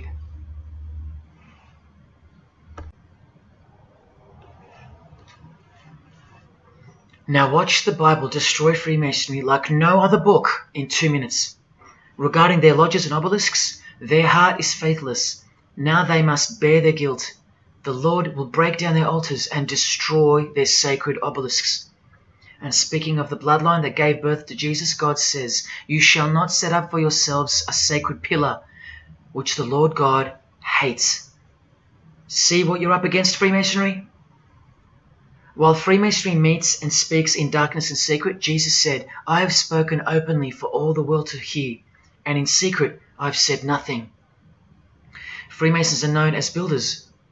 Well, the stone which the builders rejected has become the cornerstone. Everyone who falls on that stone will be dashed to pieces. Anyone on whom it falls will be crushed. Every Masonic lodge is built so that all the members face the east. Who are these men with their backs toward the temple, facing the east and worshipping the sun? It is detestable. Freemasonry does evil in secret with their hidden hand, but they blow a trumpet over the hand that does good. But Jesus says, "When you give to the needy, do not let your left hand know what your right is doing. Your good deed must be in secret, and your Father who sees what is done in secret will reward you." You can't become a Mason if you're broke, blind, maimed, or have a criminal record. Jesus said, "But when you give a banquet, invite the poor, the crippled, the lame, the blind." Freemasonry takes pride in its secret rituals and is hungry to rule the world. The Gospels say that their destiny is destruction. They make appetite their God. They take pride in what should bring shame. Their minds are set on earthly things. Freemasonry believes that the light is but darkness visible. The Bible says, "Woe to those who call evil good and good evil, who put darkness for light." And Jesus further said, "If therefore the light which is in you be darkness, how great a darkness that would be." Freemasons spend their whole lives taking gruesome oaths of secrecy. Jesus said, "But above all things, my brethren, stop the practice of putting yourselves under oath." Freemasonry is built upon a hierarchical system, a pyramidal system. Jesus said, "For everyone who exalts themselves will be humbled, and whoever humbles themselves will be exalted." We could go on and on, but we're going to end on this one. Exclusively written for the practices in the lodge room of political Freemasonry. A troublemaker and a villain, who goes about with a corrupt mouth, who winks with his eye, signals with his feet, and teaches with his fingers, who plots evil with deceit in his heart. He always stirs up conflict. Therefore, the disaster will overtake him. He will suddenly be destroyed. That is Freemasonry through and through. And apart from the man in the mirror, prior to your baptism of the Holy Spirit, Freemasonry is the villain. They do go about with a corrupt mouth as they are sworn to secrecy. They do proverbially wink with the eye, making the one eye. They most certainly signal with their feet and teach with their hands and fingers. In the lodge, I can vouch. And they do plot evil, stir up conflict, in order to further their goal of the New Age and the New World Order, the greatest conflict being up ahead. But thank God Almighty above, the verse also tells us that disaster will overtake them, and they will be destroyed. One frightful and glorious day, you can count on that. Because the only thing you can count on in this world, more than death, more than taxes, is the Son of God.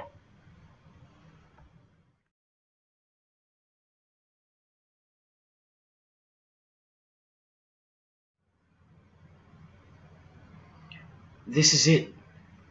This is the last shock, and by far the biggest. If you ever needed intellectual proof that Jesus Christ is real and living right now, this is it. If Jesus and the Gospels weren't true, then Luciferians wouldn't be running the world. Atheists would, or some other version of modern man. Anyone, but not Satanists, not the passionate enemies of Jesus. If Jesus wasn't real, then so-called Satanists would be scattered here and there over the world in little local covens by silly teenagers rebelling against society and living in their own la-la land with their own little make-believe devils, being make-believe rebels. But no, people who believe that Lucifer is God run the world from top to bottom. They are dedicated to the core. They're highly sophisticated. They make the movies, they star in the movies. They write the songs, they sing and dance. They are worshipped as idols. They set trends, they live large, and they practice witchcraft, complete with sex magic and blood sacrifices. Why? Why do they do that? Why would they bother? Because witchcraft is real and has been since before civilization began, hidden from the vile multitude who have been stupefied by propaganda to the point that they don't believe in anything anymore. And who waged a war on witchcraft on your behalf? God did, the God of the Bible. If Jesus wasn't real, Luciferians wouldn't be building their paradise on earth. Atheists would. If Jesus wasn't real, Luciferians wouldn't be passionately hating him to the point of keeping their existence hidden under penalties of torture and death. Lo and behold, in the 21st century. Yes, if Jesus was a myth, Luciferians wouldn't be working overtime to inadvertently fulfill every prophecy that Jesus gave us. Can anybody read me? What part of Jesus foretold a worldwide cashless system, a worldwide government, and a worldwide religion do you not get? If Jesus wasn't real, why do former Satanists freely admit that only the true Christians are immune to witchcraft? They have no power over the disciples of Jesus. How is that possible? And what about this one that's been going around? If the Gospels were written by the Catholic Church in order to control people, then why didn't they include a Pope in the Scriptures? There's no Pope here. Why didn't they include instructions to obey the priests? There's no priests in the New Testament, except for God himself and all his disciples. We're all priests. If the Gospels were an invention of the Catholic Church, why does Jesus say to call no man Father except your Father in heaven? Yet every priest holds the title of Father. If the Gospels were an invention of the Catholic Church to control people, why were only priests allowed to own a Bible and not the common people? Why did they burn William Tyndale at the stake, a Christian scholar who translated the Bible into English? Are you with me? Please help me understand how you don't believe in Jesus when even your enemies, the high-ranking Freemasons, think that you're stupid for not believing in Satan. There was the first shock, which was the fact that an international secret society exists at all, and that all people in power, prominence, celebrities, they're members of it. That was the first shock. The second shock was the oaths they take and the rituals they perform. Decapitated heads, brains exposed to the sun, drinking wine from human beings' skulls, all done by the people you respect the most. Pretty shocking if you have any brains left in your skull and heart left in your ribcage. The third shock was the reason they took the oaths and performed the rituals. And that reason is that the secret society they all belong to is in fact Satanism. The fourth shock was the details of witchcraft and the details of the new satanic age, the Saturnian kingdom, where billions are planned for death to pave the way for a spiritual and technological utopia. But do you know what the biggest shock of all is? The shock that surpasses all of them combined. It's Jesus. Jesus is the shock. He's the shockwave, the reality and truth of him. Because that changes everything. He changes everything. The greatest news you could never think up, that God left his abode to come here, a form of hell, manifest on earth, to be ridiculed and executed, to save our sorry asses by taking a bullet for us. Don't worry, his second coming won't be so sacrificial. Better start fearing like you fear a cop and like you fear a judge. Oh, I know you tremble in front of them. But you don't fear God? Oh, how we love the darkness and sin. Possibly you, loved gossip, you loved sex and porn, you loved sodomy, you couldn't stop lying, you couldn't stop cussing, you loved your idols, singers, actors, sports people, sports teams, putting people who fart, smell and eventually die on a pedestal.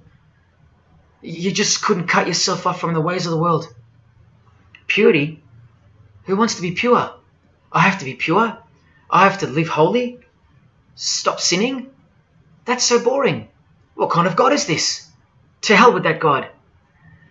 Well, do you like filth in your home? Do you? Do you like filth on your carpet, on your clothes, on your face? Do you invite filthy guests over and give them a share in all your belongings and all your power? Do you give them the keys to your house and car? No, you don't. But the Creator, who has the greatest house of all, he should. We can barely earn $1,000 a week, and we don't give that away to anyone. But now God should share his wealth with you, the unclean, the unrepentant. Is it too much to ask your filthy guests to clean up before they enter? To watch their mouths, to control their willy? Is that too much to ask? Oh, but if God was real, what about all the children that die? What about them? What are you doing about them? Are you still stuck on which phone you're going to upgrade to or what's for dinner? Why don't you leave your abode, your luxuries and your loved ones and risk it all to go save some children yourself? Oh, but what about all those who've never heard of Jesus? Let me ask you, what's your excuse? I know they have one, but what's yours? You've heard of him. Every morning you wake up and look at the calendar is a testament to his name, because it's 2021 in Australia, it's 2021 in Brazil, it's 2021 in China, it's 2021 in every single country in the world. So let me ask you, 2021 years since what? Like I said, just waking up in the morning and knowing what day it is a testament to him. But if God was real, why wouldn't he just show himself? Show himself to who? To you? You can't even get on your knees and repent. You can't even hate sin and scream out to him. So why would he? How do I get the girl if I don't ask her out? And if I do, maybe she rejects me the first time and the second. How bad do I want her? How hard will I try? Most haven't even knocked on his door. Well, I did. I just kept knocking and knocking, and then I started banging and banging. I refused to leave his porch. I lay there like a hungry puppy. But even when he answered the door, I did the runner, because he was too big for me, and I loved sin a little too much. Yet he still left the light on for me. But here's the craziest part about people who ask me why he doesn't just show himself the way they'd like him to. Their hearts have been so hardened that even if he did appear to them, in 2 weeks they would go back to being their old self, and he knows that. That's why. They might even forget it ever happened. Oh, that was just a crazy day. That was probably all in my head. Oh, how we love to make excuses. But if God was real, what about all the other gods? What other gods? Did Buddha perform a miracle for you? Did he affect a plethora of witnesses? Were his followers stoned to death, sawn in half, eaten alive? Did historians of his era leave any trace of him?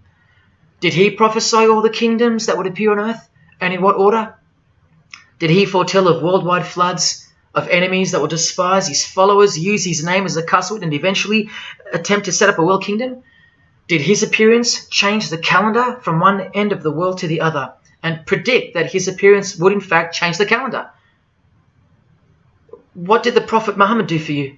Apart from stealing Jesus from billions of people and corrupting the Gospels, did he dedicate his entire life to sinlessness? Did he remain celibate so that his blood could make a difference in the hidden realm? By the science of sacrifice, which is practiced in secret every day, in order to shield your very soul? No, he didn't.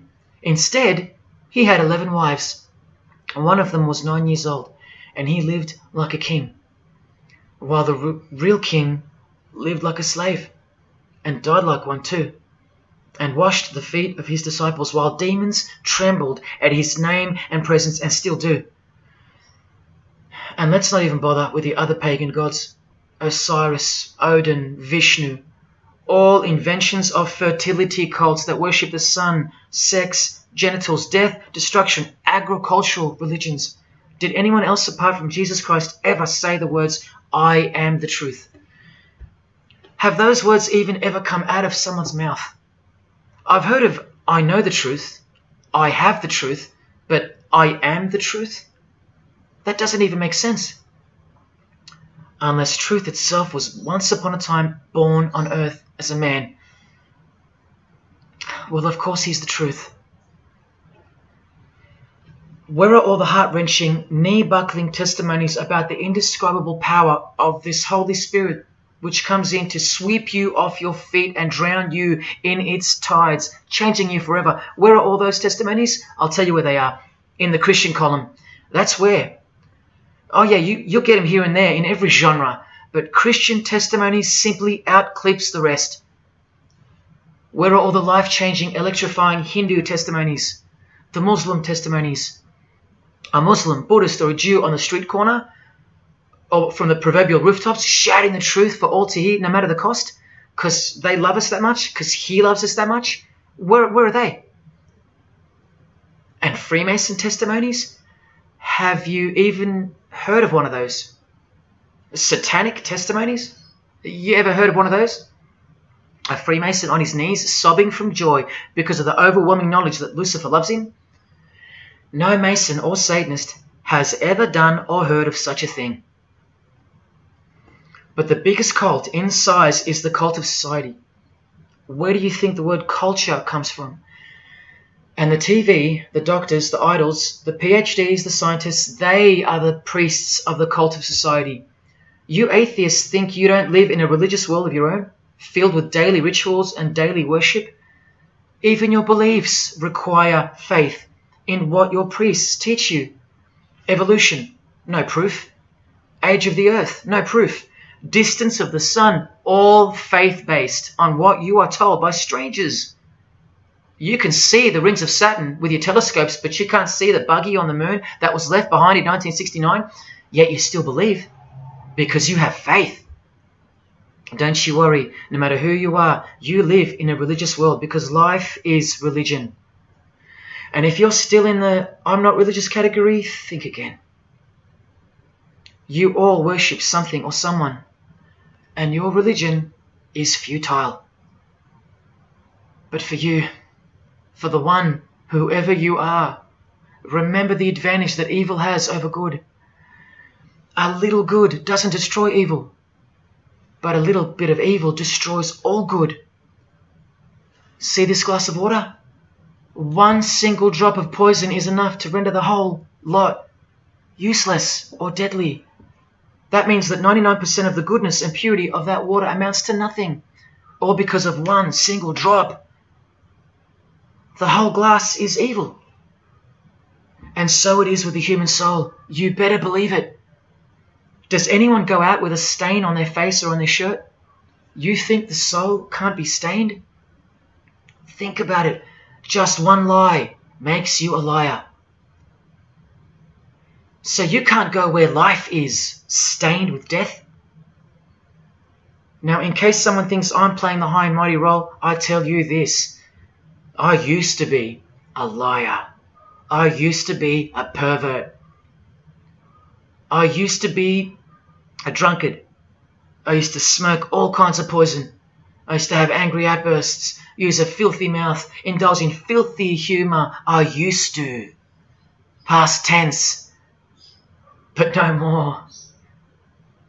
He finally summoned me. He called my name for the last time. He took my dog, then my music. He took my band, broke it all, and broke me, flooded me clean. He sent for me.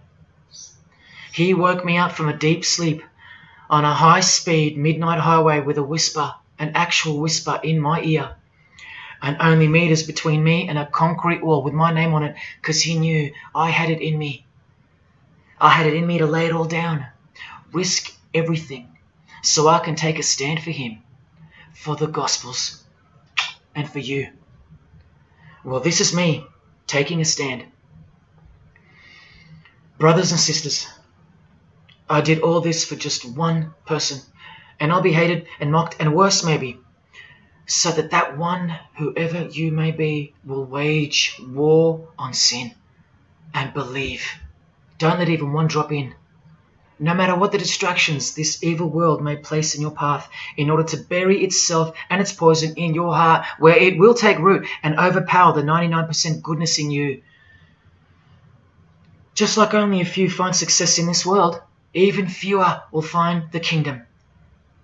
It's far more difficult than winning X Factor, or making $1 billion, or reaching a 33rd degree of a secret society. It's as difficult as loving your greatest enemy. And that's just about impossible. But if you can figure out how to do that, then you've found the road to life. And I hope to see you soon. God love. Jesus wins.